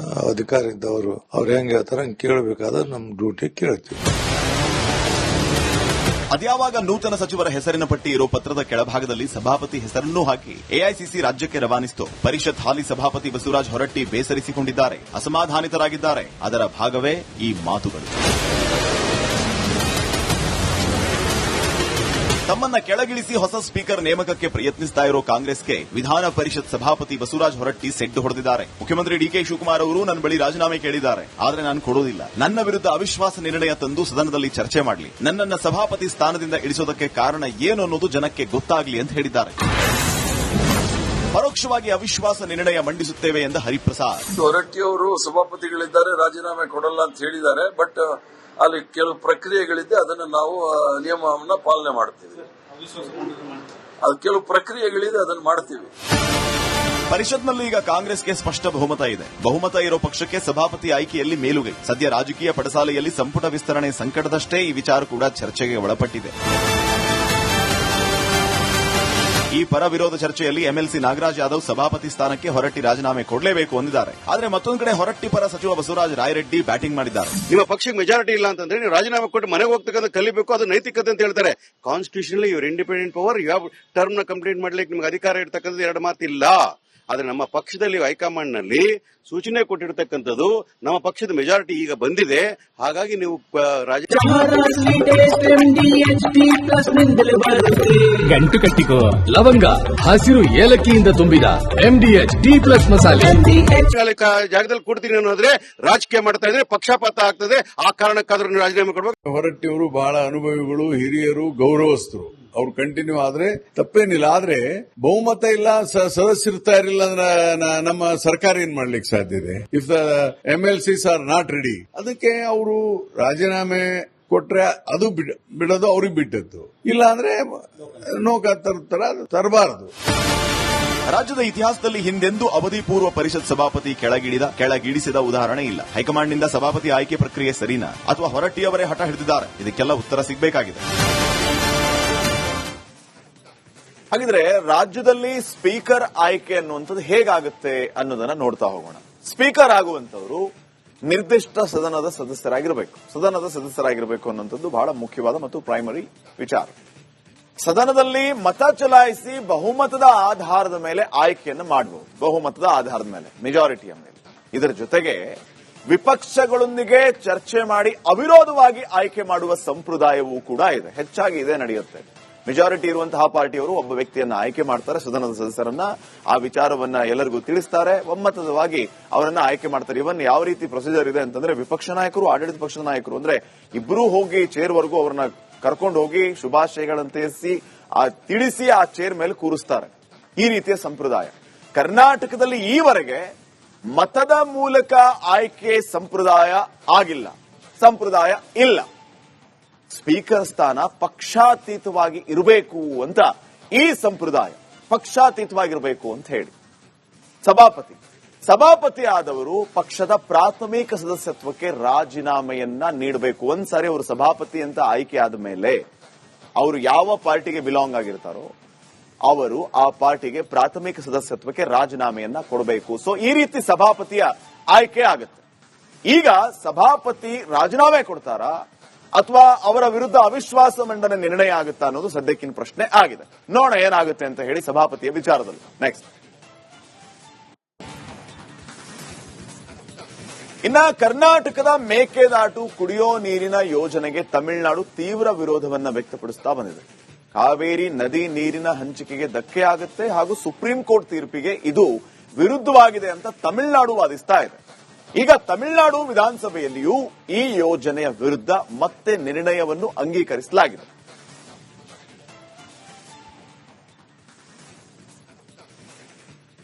ಯಾವುದೇ ಕಾರಣಕ್ಕೂ ಮೇಕೆದಾಟು ಯೋಜನೆಯನ್ನ ಮಾಡೋದಕ್ಕೆ ಬಿಡೋದಿಲ್ಲ ಅಂತ ನಿರ್ಣಯ ತೆಗೆದುಕೊಂಡಿದ್ದಾರೆ ಸರ್. ಯಾವ ರೀತಿಯಾಗಿ ನೋಡ್ತೀರಾ ಸರ್? ಈಗ ಒಂದು ಮೇಕೆದಾಟು ಅಣೆಕಟ್ಟು ಕಟ್ಟಬೇಕು ಅಂತ ನಾವು ಹಿಂದೆ ತೀರ್ಮಾನ ತಗೊಂಡು ಕೇಂದ್ರ ಸರ್ಕಾರದ ಅನುಮತಿ ಕೇಳಿದ್ದೀವಿ. ಕೇಂದ್ರ ಸರ್ಕಾರ ಅನುಮತಿ ಕೂಡ ನಮಗೆ ಡಿಪಿಆರ್ ಸಲ್ಲಿಸೋದಕ್ಕೆ ಹೇಳಿದ್ದಾರೆ. ಡಿಪಿಆರ್ ಸಲ್ಲಿಸೋದಕ್ಕೆ ಸ್ವಲ್ಪ ಅದನ್ನ ಕ್ಲಾರಿಫಿಕೇಶನ್ ಕೊಡಿ ಅಂತ ನಮಗೂ. ನೋಡಿ, ಮೇಕೆದಾಟು ವಿಚಾರದಲ್ಲಿ ತಮಿಳುನಾಡಿನ ಮೊಂಡಾಟ ಮುಂದುವರೆದಿದೆ. ಮೇಕೆದಾಟು ಡ್ಯಾಂ ನಿರ್ಮಾಣ ತಡಿತೀವಿ ಅಂತ ತಮಿಳುನಾಡಿನವರು ಹೇಳ್ತಾ ಇದ್ದಾರೆ. ತಮಿಳುನಾಡು ಟಿವಿಕೆ ಸರ್ಕಾರದಿಂದ ಈ ನಿರ್ಣಯವನ್ನ ಈಗಾಗಲೇ ತೆಗೆದುಕೊಳ್ಳಲಾಗಿದೆ. ಮೇಕೆದಾಟುವಿನಿಂದ ತಮಿಳುನಾಡಿಗೆ ತೊಂದರೆ ಅಂತ ಅವ್ರ ವಿಚಾರ. ಆದ್ರೆ ಈಗಾಗಲೇ ಬಹಳ ಸ್ಪಷ್ಟವಾಗಿ ಕರ್ನಾಟಕ ಸರ್ಕಾರ ಹೇಳಿದೆ, ಮೇಕೆದಾಟು ಯೋಜನೆಯಿಂದ ನಿಮಗೂ ಅನುಕೂಲ ಆಗುತ್ತೆ. ಇನ್ಫ್ಯಾಕ್ಟ್ ಕರ್ನಾಟಕಕ್ಕಿಂತ ತಮಿಳುನಾಡಿಗೆ ಹೆಚ್ಚು ಅನುಕೂಲ ಆಗುತ್ತೆ ಅನ್ನುವಂತ ಮಾತನ್ನು ಕೂಡ ಹೇಳ್ತಾ ಇದ್ದಾರೆ. ಅದನ್ನ ಕನ್ವಿನ್ಸ್ ಮಾಡುವಂತ ಕೆಲಸ ಆಗಬೇಕಾಗಿದೆ ಅನ್ನುವಂಥದ್ದು ಹಲವರ ಅಭಿಪ್ರಾಯ ಆಗಿದೆ. ಆದ್ರೆ ತಮಿಳುನಾಡಿನವರು ಏನ್ ಹೇಳ್ತಾ ಇದ್ದಾರೆ, ಈ ಮೇಕೆದಾಟು ಪ್ರಾಜೆಕ್ಟ್ ಇಂದ ನಮಗೆ ತೊಂದರೆ ಅಂತ ಹೇಳ್ತಾ ಇದ್ದಾರೆ.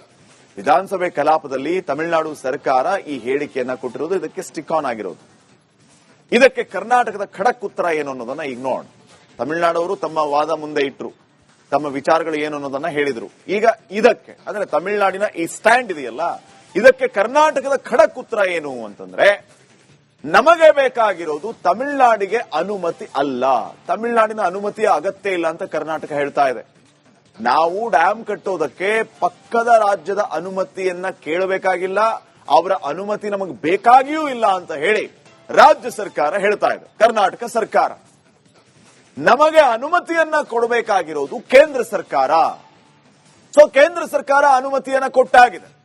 ಇವನ್ ಮೊನ್ನೆ ಸಭೆಯಲ್ಲಿಯೂ ಕೂಡ, ಸದನದಲ್ಲಿಯೂ ಕೂಡ ಈ ವಿಚಾರವನ್ನ ಮಾತಾಡ್ತಾ ಇದ್ರು. ಪ್ರಾಜೆಕ್ಟ್ನ ವಿಚಾರವಾಗಿ ಪಕ್ಕದ ರಾಜ್ಯಗಳ ಅನುಮತಿ ಇಲ್ಲ ಅಂತ ಹೇಳಿ ಸಚಿವರೇ ಹೇಳಿದ್ರು. ಸುಪ್ರೀಂ ಕೂಡ ನಮ್ಮ ಪರವಾಗಿಯೇ ಇದೆ, ಹಿಂಗಾಗಿ ನಮಗೆ ತಮಿಳುನಾಡಿನ ಪರ್ಮಿಷನ್ನ ಅಗತ್ಯ ಇಲ್ಲ ಅಂತ ಕರ್ನಾಟಕ ಸರ್ಕಾರ ಹೇಳ್ತಾ ಇದೆ. ನಾವು ಮೇಕೆದಾಟು ಅಣೆಕಟ್ಟನ್ನ ಕಟ್ಟೋದಕ್ಕೆ ಸಿದ್ಧ, ಅಂತ ಕರ್ನಾಟಕ ಸರ್ಕಾರ ಹೇಳ್ತಾ ಇದೆ. ಸೊ ತಮಿಳುನಾಡಿನ ವಾದಕ್ಕೆ ಇದು ಕರ್ನಾಟಕ ಸರ್ಕಾರದ ಕೌಂಟರ್ ಆಗಿದೆ. ಈ ವಿಚಾರವಾಗಿ ರಾಮಲಿಂಗಾರೆಡ್ಡಿ ಅವರು ಏನ್ ಹೇಳಿದ್ರು ಅನ್ನುವಂಥದ್ದು ಇಲ್ಲಿ ಮುಖ್ಯ ಆಗುತ್ತೆ. ಅವರು ಈಗಾಗಲೇ ಈ ವಿಚಾರವಾಗಿ ಸ್ಪಷ್ಟನೆಯನ್ನ ಕೊಟ್ಟಿದ್ದಾರೆ. ನಾವು ಮೇಕೆದಾಟು ಯೋಜನೆಯನ್ನ ಕೈಗೆತ್ಕೊಳ್ತೀವಿ, ಮೇಕೆದಾಟು ಯೋಜನೆ ಪೂರ್ಣ ಆಗುತ್ತೆ ಅಂತ ಹೇಳಿದ್ದಾರೆ. ಇನ್ನು ನೆಕ್ಸ್ಟ್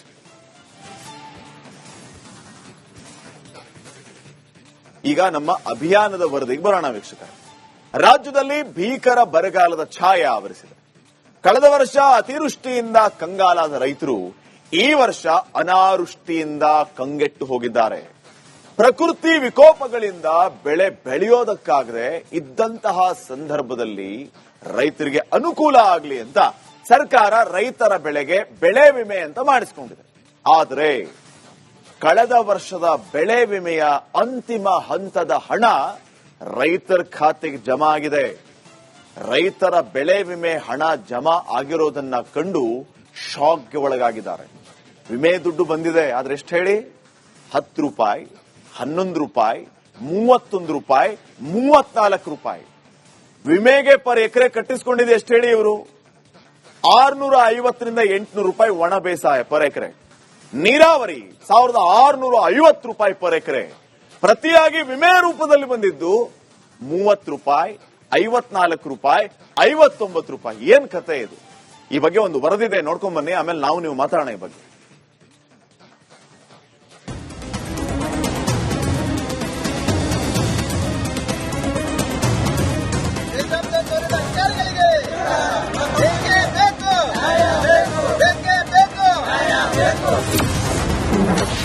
ರೈತರಿಗೆ ಗಾಯದ ಮೇಲೆ ಬರೆ ಎಳೆದ ಸರ್ಕಾರ. ಭೀಕರ ಬರಗಾಲದ ನಡುವೆ ಬೆಳೆ ವಿಮೆ ಶಾಕ್. ಅನ್ನದಾತನ ಖಾತೆಗೆ ಪುಡಿಗಾಸು. ಇದೇನು ಭಿಕ್ಷೆನಾ? ಸದ್ಯ ಭೀಕರ ಬರಗಾಲದಿಂದ ಕರುನಾಡು ಅಕ್ಷರಶಃ ನಲುಗಿ ಹೋಗಿದೆ. ಜಲಮೂಲಗಳು ಬತ್ತಿ ಹೋಗಿದ್ದು, ಕೆರೆ ಕಟ್ಟೆಗಳು ಒಣಗಿ ಹೋಗಿವೆ. ರಾಜ್ಯದ ಬಹುತೇಕ ಜಲಾಶಯಗಳು ಖಾಲಿ ಹೊಡೆಯುತ್ತಿವೆ. ಕಂಡು ಕೇಳರಿಯದಂತಹ ಜಲಕ್ಷಾಮದಿಂದ ಜನರು ಕಂಗಾಲಾಗಿದ್ದಾರೆ. ಕೆಲ ಜಿಲ್ಲೆಗಳಲ್ಲಿ ಮಾತ್ರ ಸಾಧಾರಣ ಮಳೆಯಾಗ್ತಿದ್ದು ಡ್ಯಾಂಗೆ ನೀರು ಹರಿದು ಬರ್ತಾ ಇದೆ. ಇದು ತಾತ್ಕಾಲಿಕವಷ್ಟೇ. ಮಳೆ ಬಂದ ನೀರು ಹರಿದು ಹೋಗಲಿದ್ದು ಮುಂದಿನ ದಿನಗಳಲ್ಲಿ ರಾಜ್ಯಕ್ಕೆ ಬರಸಿಡಲು ಬೆಳೆಯಲಿದೆ. ಹನಿ ನೀರಿಗೂ ಕೂಡ ಪರದಾಡುವಂತಹ ಪರಿಸ್ಥಿತಿ ಬರಬಹುದು ಅಂತ ಹೇಳಲಾಗ್ತಾ ಇದೆ. ಇದೆಲ್ಲ ಒಂದ್ ಕಡೆಯಾದ್ರೆ ಮುಂಗಾರು ನಂಬಿ ಬೆಳೆ ಬೆಳೆದಿದ್ದ ರೈತರು ಬೀದಿಗೆ ಬಿದ್ದಿದ್ದಾರೆ. ಮಳೆಯಿಲ್ಲದೆ ಭೂಮಿಯಲ್ಲೇ ಬೆಳೆ ಒಣಗಿದ್ದು ರೈತರು ಟ್ರ್ಯಾಕ್ಟರ್ ಅನ್ನು ಹರಿಸಿ ಬೆಳೆ ನಾಶಪಡಿಸ್ತಾ ಇದ್ದಾರೆ. ಇನ್ನು ಕೆಲವು ಕಡೆ ಅತಿವೃಷ್ಟಿ ಉಂಟಾಗಿದೆ. ಅತಿವೃಷ್ಟಿ, ಹಲವೆಡೆ ಅನಾವೃಷ್ಟಿಯಿಂದ ಅನ್ನದಾತರು ಸಂಕಷ್ಟದಲ್ಲಿ ಸಿಲುಕಿಕೊಂಡಿದ್ದಾರೆ. ಸಾಲಬಾಧೆ ತಾಳಲಾರದೆ ರೈತರು ಸಾವಿನ ದಾರಿಯನ್ನು ಹಿಡಿದಿದ್ದಾರೆ. ಬಹುತೇಕ ರೈತರು ತಮ್ಮ ಸಂಕಷ್ಟಕ್ಕೆ ಕೈ ಹಿಡಿಯುತ್ತೆ ಅಂತ ಬೆಳೆ ವಿಮೆ ಮಾಡಿಸಿದರು. ಆದರೆ ಆ ಬೆಳೆ ವಿಮೆ ಹಣ ಜಮಾ ಆಗಿರೋದನ್ನ ಕೇಳಿದ್ರೆ ನೀವು ಒಂದು ಕ್ಷಣ ದಂಗಾಗಿ ಹೋಗ್ತೀರಿ. ಅನ್ನದಾತನ ಖಾತೆಗೆ ಪುಡಿಗಾಸು ಜಮೆ. 10 ರೂಪಾಯಿ, 65 ರೂಪಾಯಿ ಬೆಳೆ ವಿಮೆ ಹಣ ಜಮೆ.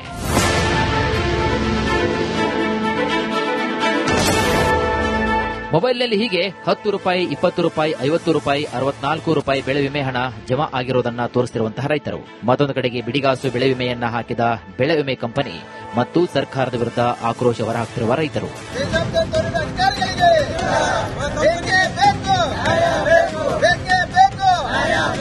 ಕಲಬುರಗಿ ಜಿಲ್ಲೆ ಅಫ್ಜಲ್ಪುರ ತಾಲೂಕಿನ ಆತನೂರು ಮತ್ತು ಬೋಗನಹಳ್ಳಿ ಗ್ರಾಮದ ರೈತರ ಸ್ಥಿತಿ ಇದು. ಕಳೆದ ವರ್ಷ ಅತಿವೃಷ್ಟಿಯಿಂದ ಜಿಲ್ಲೆಯ ಬಹುತೇಕ ರೈತರು ತಾವು ಬೆಳೆದಿರುವಂತಹ ಬೆಳೆಯನ್ನ ಕಳೆದುಕೊಂಡಿದ್ದರು. ತೊಗರಿ, ಜೋಳ, ಕಬ್ಬು ಬೆಳೆ ನಾಶವಾಗಿತ್ತು. ಇದರಿಂದ ರೈತರು ಎಕರೆಗೆ ಬೆಳೆಯಾಶ್ರಿತ ಭೂಮಿಗೆ 600ರಿಂದ 800 ರೂಪಾಯಿ, ನೀರಾವರಿ ಭೂಮಿಗೆ 1650 ರೂಪಾಯಿ ಬೆಳೆ ವಿಮೆ ಹಣವನ್ನ ವಿಮೆ ಕಂಪನಿಗೆ ಕಟ್ಟಿದ್ದಾರೆ. ಸಂಕಷ್ಟದಲ್ಲಿ ಆ ಹಣ ಸೇರಿ ಸರ್ಕಾರ ಹೆಚ್ಚಿನ ಹಣವನ್ನು ಕೊಡುತ್ತೆ ಅಂತ ಕಾಯ್ತಾ ಕೂತಿದ್ರು. ಆದರೆ ಬೆಳೆ ವಿಮೆ ಹಣ ಜಮಾ ಆಗಿರುವುದನ್ನ ಕಂಡು ರೈತರು ಅಕ್ಷರಶಃ ಬೆಚ್ಚಿ ಬಿದ್ದಿದ್ದಾರೆ. 2025-26 ಸಾಲಿನಲ್ಲಿ ಮುಂಗಾರು ಹಂಗಾಮು ಮತ್ತು ಹಿಂಗಾರು ಹಂಗಾಮಿನಲ್ಲಿ ಎಲ್ಲಾ ನಮ್ಮ ರೈತ ಬಾಂಧವರು ಮಿನಿಮಮ್ 1200ರಿಂದ 1300 ರೈತರು ಈ ಒಂದು ಬೆಳೆ ವಿಮೆ ಕಟ್ಟಿದ್ದಾರೆ. ಬೆಳೆ ವಿಮೆ ಕಟ್ಟಿದ್ರು ಕೂಡ ನಾವು ಕಟ್ಟಿದ್ದು ಎಕರೆಗೆ 800ರಿಂದ 900, ನೀರಾವರಿ 1650. ಆದ್ರೆ ನಮಗೆ ರೈತರಿಗೆ ಸಂದೇಹ ಆದ ಹಣ 6 ರೂಪಾಯಿ, 8 ರೂಪಾಯಿ, 10 ರೂಪಾಯಿ. ಇದೇನು ದಾನದ ರೂಪದಲ್ಲಿ ರೈತರಿಗೆ ಕೊಡ್ತಾ ಇದ್ದೀರಿ? ಇದು ಯಾವ ರೀತಿ ಸರ್ವೆ ಮಾಡಿದಿರಿ? ಬೆಳೆ ಹಾನಿ ಸಮೀಕ್ಷೆ ಸಂದರ್ಭದಲ್ಲಿ ಅಧಿಕಾರಿಗಳು ಕೊಳ್ಳಾಟ ನಡೆಸಿ ಸರಿಯಾಗಿ ಸರ್ವೆಯನ್ನ ಮಾಡದೇ ಇರುವುದರಿಂದ ಇವತ್ತು ನಮಗೆ ಬೆಳೆ ವಿಮೆ ಹಣ ಸರಿಯಾದ ಪ್ರಮಾಣದಲ್ಲಿ ಬಂದಿಲ್ಲ. ಮೊದಲೇ ಬರಗಾಲದಿಂದ ಸಾಕಷ್ಟು ತೊಂದರೆಗೆ ಒಳಗಾದ ರೈತರು ಬೆಳೆ ವಿಮೆಯ 4 ಕಾಸಿನ ಕನಸು ಕೂಡ ಕಾಣ್ತಿದ್ರು. ಆದರೆ ಬೆಳೆ ವಿಮೆ ಕಂಪನಿ ಮತ್ತು ಸರ್ಕಾರ ರೈತರ ಆಸೆಗೆ ತಣ್ಣೀರು ಎರಚುವಂತಹ ಕೆಲಸ ಮಾಡಿದೆ. ರೈತರಿಗೆ ಬೆಳೆ ವಿಮೆ ಕಂಪನಿಯಿಂದ ಮೋಸ ಆಗಿರುತ್ತದೆ. ನಮ್ಮ ಎಲ್ಲಾ ರೈತರಿಗೆ 10 ರೂಪಾಯಿ, 20 ರೂಪಾಯಿ, 25 ರೂಪಾಯಿ ಅಂತೆ ಜಮಾ ಆಗಿರುತ್ತದೆ. ಇದಕ್ಕೆ ಮೂಲ ಕಾರಣ ಸರಿಯಾಗಿ ಸರ್ವೆ ಮಾಡದೇ ಇರುವುದು ಪ್ರಮುಖ ಕಾರಣವಾಗಿರುತ್ತದೆ. ನಿಮ್ಮ ಜಿಲ್ಲೆಯಲ್ಲಿ ಹೀಗಾಗಿದೆ ಅಂತ ನೂತನ ಸಚಿವರನ್ನ ಕೇಳಿದ್ರೆ ಅಜಯ್ ಸಿಂಗ್ ಹೇಳೋದು ಹೀಗೆ ನೋಡಿ. ಕಲಬುರಗಿ ಜಿಲ್ಲೆಯ ಅಫಜಲ್ಪುರಲ್ಲಿ ಕೆಲವು ಹಳ್ಳಿಗಳಲ್ಲಿ ರೈತರಿಗೆ ಬೆಳೆ ವಿಮೆ ಕೊಡುವಂತದ್ರಲ್ಲಿ ಸಾಕಷ್ಟು ಮೋಸಗಳು ಮಾಡ್ತಾ ಇದಾವೆ ಕಂಪನಿಗಳು ಅನ್ನೋಂಥದ್ದು. ಅಂದ್ರೆ ಅವ್ರ ಹತ್ರ ಹೆಚ್ಚು ಹಣವನ್ನು ಕಟ್ಟಿಸ್ಕೊಳ್ತಾರೆ. ಅವ್ರ ಖಾತೆಗೆ ಜಮಾ ಮಾಡುವಂತ ಸಂದರ್ಭದಲ್ಲಿ 10 ರೂಪಾಯಿ, 15 ರೂಪಾಯಿ, 60 ರೂಪಾಯಿ ಈ ತರ ಕಡಿಮೆ ಮಾರ್ಜಿನ್ ಅಲ್ಲಿ ಹಣವನ್ನು ಜಮಾ ಮಾಡ್ತಾ ಇದ್ದಾರೆ ಅನ್ನೋಂತ ಒಂದಷ್ಟು ಆರೋಪಗಳು ಕೇಳ್ಬರ್ತಾ ಇದೆ. ಹೌದು, ಅದು ನಮ್ಗೆ ಗೊತ್ತಾಗಿದೆ. ಅದೇನಾಗಿದೆ ಅಂತ ಅದ್ರ ಬಗ್ಗೆ ಸರಿಯಾಗಿ ರೀತಿಯಿಂದ ನಾವು ತಿಳ್ಕೊಂಡು ಯಾವ ಕಾರಣಕ್ಕೂ ನಮ್ಮ ಭಾಗದ ರೈತರಿಗೆ ಅನ್ಯಾಯ ಆಗಕೂಡದು ಅಂತ ನಾವು ನೋಡ್ಕೊಳ್ತೀವಿ. ಇದನ್ನ ತಾವೇನಾದ್ರೂ ಜಿಲ್ಲೆಗೆ ಹೋದಂತ ಸಂದರ್ಭದಲ್ಲಿ ಆ ಅಧಿಕಾರಿಗಳು ಬೆಳೆ ಕಂಪನಿಗಳನ್ನ ಕರೆದು ಮಾತನಾಡುವಂತ ಪ್ರಯತ್ನ ಮಾಡ್ತೀರಾ ಸರ್? ಅಲ್ಲ, ಖಂಡಿತವಾಗಿ ನಾವು ಮಾಡ್ತೀವಿ. ನಾವು ಕೇವಲ ನಾವು ಹಳ್ಳಿಯಲ್ಲಿ ಹೋಗಿ ಮತ್ತೆ ತಾಲೂಕು ಅಟ್ಲೀಸ್ಟ್ ಕನಿಷ್ಠ ಒಂದು 3-4 ತಾಲೂಕಾದ್ರೂ ನಾವು ಭೇಟಿ ಆಗ್ತೀವಿ. ಇನ್ನು ರೈತರು ಬ್ಯಾಂಕ್ಗಳಲ್ಲಿ ಸಾಲ ಪಡೆದು ಆ ಹಣವನ್ನ ಕಡದೇ ಇದ್ರೆ ಬೆಳೆ ವಿಮೆ ಜಮೆ ಆಗುವುದಿಲ್ಲ. ಇದನ್ನ ಕೂಡ ರೈತರು ಅರಿತುಕೊಳ್ಳಬೇಕಾಗಿದೆ. ಸದ್ಯ ಬೆಳೆ ವಿಮೆಗಾಗಿ ಅಂತ ರೈತರಿಂದ ಕೋಟ್ಯಾಂತರ ರೂಪಾಯಿ ಹಣವನ್ನ ಕಟ್ಟಿಸಿಕೊಂಡ ವಿಮಾ ಕಂಪನಿಗಳು ರೈತರ ಬೆಳೆ ಹಾನಿಗೆ ಬಿಡಿಗಾಸು ಹಾಕುವುದರ ಮೂಲಕ ರೈತರ ಜೊತೆ ಚೆಲ್ಲಾಟ ಆಡೋದಕ್ಕೆ ಮುಂದಾಗಿವೆ. ಸರ್ಕಾರ ತಕ್ಷಣವೇ ಎಚ್ಚೆತ್ತುಕೊಂಡು ಬರದಿಂದ ಸಂಕಷ್ಟಕ್ಕೆ ಸಿಲುಕಿಕೊಂಡಿರುವಂತಹ ರೈತರಿಗೆ ಸರಿಯಾದ ಪ್ರಮಾಣದಲ್ಲಿ ಬೆಳೆ ವಿಮೆ ಒದಗಿಸುವಂತಹ ಕೆಲಸಕ್ಕೆ ಮುಂದಾಗಬೇಕಾಗಿದೆ.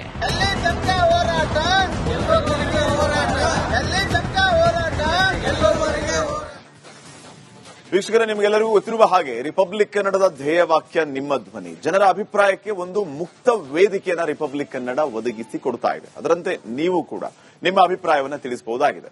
ಎಲ್ನಿನೋ ಎಫೆಕ್ಟ್ ಇಂದಾಗಿ ಕರ್ನಾಟಕದಲ್ಲಿ ಕಂಡು ಕೇಳರಿಯದ ಬರಗಾಲ ಬಂದಿದೆ. ಮಳೆಯ ಕೊರತೆಯಿಂದ ಬೆಳೆ ನಾಶವಾಗಿ ಮೊದಲೇ ಅನ್ನದಾತ ಬರ್ಬಾದ್ ಆಗಿದ್ದಾನೆ.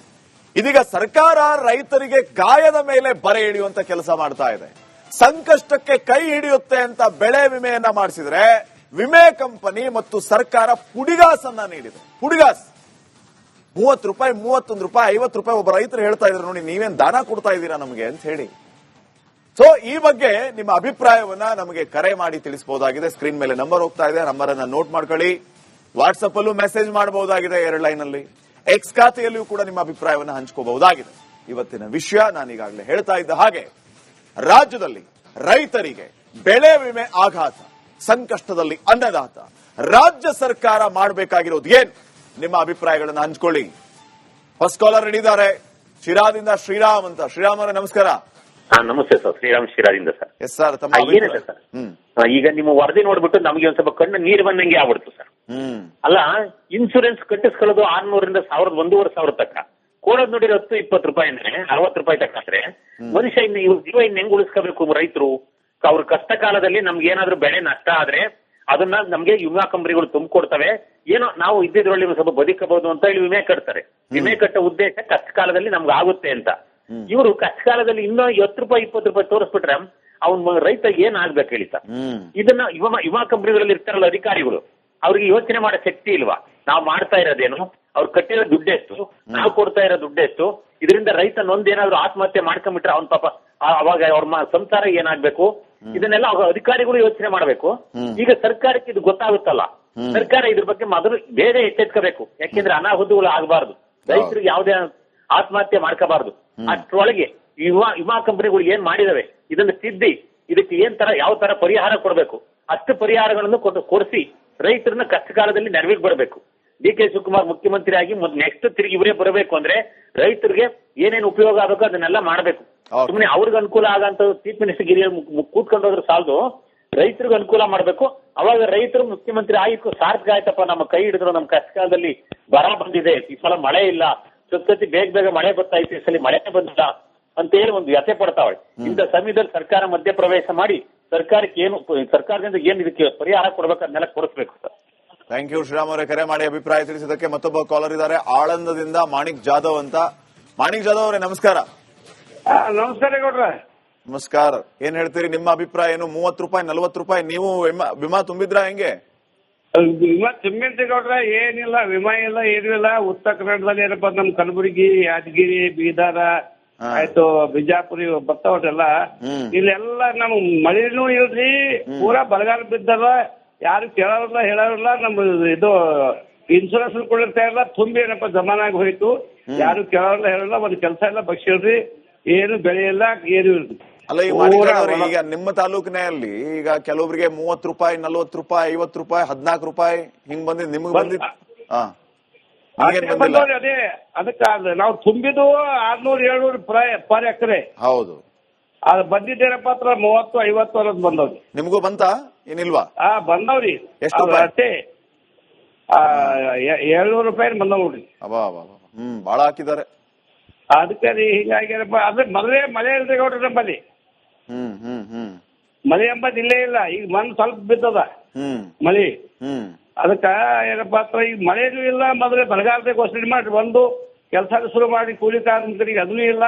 ಮತ್ತೆ ಬೆಳೆ ವಿಮೆ ಏನಪ್ಪಾ ಅಂತ ಸರಿಯಾಗಿ ಕುಳಿತಾ ಇಲ್ಲ. ಮತ್ತೆ ಏನ್ ಮಾಡ್ಬೇಕು ನಾವು ಇಲ್ಲಿ ಉತ್ತರ ಭಾಗದ ಬೀದರ್, ಕಲಬುರಗಿ, ಯಾದಗಿರಿ ಅವರು? ಸರ್ಕಾರದವ್ರು ಏನ್ ಮಾಡ್ಬೇಕು ಅಂತ ಹೇಳ್ತೀರಿ ಜಾಧವ್ ಅವ್ರೆ? ಸರ್ಕಾರದವ್ರು ನೋಡ್ರಿ ಕೂಲಿ ಕಾರ್ಮಿಕರಿಗೆ ಕೆಲಸ ಶುರು ಮಾಡ್ಬೇಕು. ಯಾವ್ದೇ ಕೆಲಸ ಶುರು ಮಾಡಿ ಅವ್ರಿಗೆ ಹೊಟ್ಟೆ ಪಾಡಿಗಾಗಿ ಏನಪ್ಪಾ ಹತ್ರ ಏನಾದ್ರು ರೂಪಾಯಿ ಹಣ ಏನಾರ ಕೊಡ್ಬೇಕು. ಒಟ್ಟಿನಲ್ಲಿ ಏನಪ್ಪಾ ಅವ್ರು ಏನಾದ್ರು ತೊಂದ್ರೆ ಅಯ್ಯೋ ಇದು ಕಡೆ ಬಾಂಬೆ, ಪುಣೆ, ಬೆಂಗಳೂರು ಎಲ್ಲ ಕಡೆ ಏನಪ್ಪಾ ಹತ್ರ ವಲಸೆ ಹೋಗ್ತಾ ಇದ್ದಾವ್ರಿ ಕೂಲಿ ಕಾರ್ಮಿಕರು. ಅಂತವ್ರು ನಿಲ್ಲಿಸ್ಬೇಕು ಅಂತ ಹೇಳ್ತಿದ್ದೀರಿ? ಅಂತವ್ರಿಗೆ ನಿಲ್ಲಿಸ್ಬೇಕು, ಅವ್ರಿಗೆ ಏನಪ್ಪ ಕೆಲಸ ಕೊಡಬೇಕು. ವಿಮೆ ಏನಪ್ಪಾ ಹತ್ರ ಸಂಪೂರ್ಣವಾಗಿ ಏನಪ್ಪಾ ಹತ್ರ ಏನು ಉಸ್ತುವಾರಿ ಮಂತ್ರಿ ಅವ್ರು ಕೊಡಿಸ್ಬೇಕು. ಎಸ್, ಥ್ಯಾಂಕ್ ಯು ಜಾಧವ್ ಅವರೇ, ಕರೆ ಮಾಡಿ ಅಭಿಪ್ರಾಯ ತಿಳಿಸಿದ್ದಕ್ಕೆ. ಮೋಹನ್ ರಾಜ್ ಅಂತ ಮೈಸೂರಿನಿಂದ ಮತ್ತೊಬ್ಬ ಕಾಲರ್. ನಮಸ್ಕಾರ ಮೋಹನ್ ರಾಜ್ ಅವರೇ. ಫೈನ್. ನೋಡಿ, ಬೆಳೆ ವಿಮೆ ಮಾಡಿಸಿದರೆ ವಿಮೆ ಕಂಪನಿ ಮತ್ತು ಸರ್ಕಾರ ಪುಡಿಗಾಸನ್ನ ನೀಡಿರುವಂತದ್ದು ರೈತರ ಆಕ್ರೋಶಕ್ಕೆ ಕಾರಣ ಆಗ್ತಾ ಇದೆ. 600 ಈಗ ನೋಡಿ, ನಮ್ ಜೊತೆಗೆ ರೈತರು ಮಾತಾಡ್ತಾ ಇದ್ದ ಸಂದರ್ಭದಲ್ಲಿ ಅವರೇ ಹೇಳಿದ್ದು, ನಾವು ತುಂಬಿದ್ದೇವೆ 600 ರೂಪಾಯಿ 700 ರೂಪಾಯಿ ಪರ್ ಎಕರೆ, ಆದ್ರೆ ನಮಗ್ ಬಂದಿದ್ದೆಷ್ಟು 30 ರೂಪಾಯಿ 40 ರೂಪಾಯಿ 54 ರೂಪಾಯಿ ಅಂತ. ಇದು ಯಾವ ಲೆಕ್ಕ ಇದು? ವಿಮೆ ಕಂಪನಿಯವರು ಯಾಕೆ ಹಿಂಗ್ ಮಾಡ್ತಾ ಇದ್ದಾರೆ? ಸರ್ಕಾರ ಇಂಥವ್ರನ್ನ ಕರೆಸಿ ಮಾತಾಡಿಸಿ ಎಷ್ಟು ಪರಿಹಾರ ದುಡ್ಡು ಕೊಡಬೇಕು, ವಿಮೆ ದುಡ್ಡು ಎಷ್ಟು ಬರಬೇಕು ಅದನ್ನ ಕೊಡಿಸಬೇಕಾಗಿತ್ತು. ನಾಗರಾಜ್ ಅಂತ ಮತ್ತೊಬ್ಬ ಕಾಲರ್ ಇದ್ದಾರೆ. ನಾಗರಾಜ್ ಅವರ ನಮಸ್ಕಾರ. ಸರ್ ನಮಸ್ತೆ ಸರ್. ಸರ್, ತಮಗೇನ್ ಅನ್ಸುತ್ತೆ? ತಮ್ಮ ಅಭಿಪ್ರಾಯ ಏನು? ಸರ್, ಬೆಳೆ ವಿಮೆ ಪ್ರತಿ ವರ್ಷನೂ ಕಟ್ತಾ ಇದೆ ಸರ್. ಈ ಸತಿ ದಯಮಾಡಿ ಸರ್ಕಾರಕ್ಕೆ ಮನವಿ ಮಾಡ್ತಾರೆ ಡಿ ಕೆ ಶಿವಕುಮಾರ್ ಸರ್ಗೆ. ದಯಮಾಡಿ ರೈತರು ಕಂಗಾಲಾಗ್ತಿದ್ದಾರೆ. ಬೆಳೆ ಬಿತ್ತಿದ ಬೆಳೆನೂ ಸಮೇತ ನಾವು ಕೈ ಸಿಗ್ತಾ ಇಲ್ಲ. ಮಳೆ ಬಂದೆಲ್ಲ ಬಿತ್ತಿದೀವಿ. ಈಗ ಮಳೆ ಕೈ ಕೊಟ್ಟಿದೆ. ಸರ್ಕಾರಕ್ಕೆ ಪ್ರೆಷರ್ ಹಾಕಿ ಈ ಬೆಳೆ ವಿಮೆಗೆ ಫೋರ್ಸ್ ಮಾಡಬೇಕು. ಪ್ರತಿಯೊಬ್ಬರು ರೈತರಿಗೂ ಈ ದುಡ್ಡು ಸರ್, 1 ರೂಪಾಯಿ ಸಮೇತ ಇವತ್ತಿನ ರೇಟ್ 2900 ರೂಪಾಯಿ ಒಂದು ಪ್ಯಾಕೆಟ್ ಸರ್. DAP ಬಿತ್ತಕಂದ್ರೆ ಒಂದು ಬೀಜ 1700 ರೂಪಾಯಿ ಸರ್. ಕರೆಕ್ಟ್. ಪ್ರತಿಯೊಬ್ಬರು ಇವತ್ತು ಅನ್ನದಾತರು ಕಣ್ಣೀರ್ ಹಾಕೋ ಪರಿಸ್ಥಿತಿ ಬಂದಿದೆ. ಹೌದೌದು. ದಯಮಾಡಿ ಕೃಷಿ ಸಚಿವರು ಯಾವ ತಗೊಂತಾರೆ ಗೊತ್ತಿಲ್ಲ. ದಯಮಾಡಿ ರೈತರನ್ನ ಕಣ್ಣುರಿಸ್ಲೇಬೇಕಂತ ನಿಮ್ ಮೂಲಕ ಬೇಡ್ಕೊಡ್ತೀವಿ. ರೈತರ ನೋವನ್ನ ಹೇಳಬೇಕು, ಅವರ ಗೋಳನ್ನ ಕೇಳಬೇಕು ಅಂತಂದ್ರೆ ಕೃಷಿ ಸಚಿವರು ಇಲ್ಲ ನಾಗರಾಜ್ ಅವರೇ. ಹೌದು ಸರ್, ಅದೇ ಮತ್ತೆ ಜಲ್ದಿ ಡಿ ಕೆ ಶಿವಕುಮಾರ್ ಖಾತೆ ಅಂತಿದ್ರೆ ಇದೆಲ್ಲ ಗೊತ್ತಾಗುತ್ತೆ ಪರಿಹಾರಕ್ಕೆ. ಈಗ ಬೆಳೆ ಪರಿಹಾರ ಬೆಳೆ ಇದನ್ನ ನೋಡ್ಬೇಕಂತಂದ್ರೆ ಉಸ್ತುವಾರಿ ಸಚಿವರು ಕಡಿಮೆ ಮಾಡಿದ್ದಾರೆ, ಹೋಗಿದ್ದಾರೆ. ಅವ್ರು ಏನಂತ ಪರಿಹಾರ ಕೊಡಬೇಕು DC ಹೇಳ್ತಾರೆ.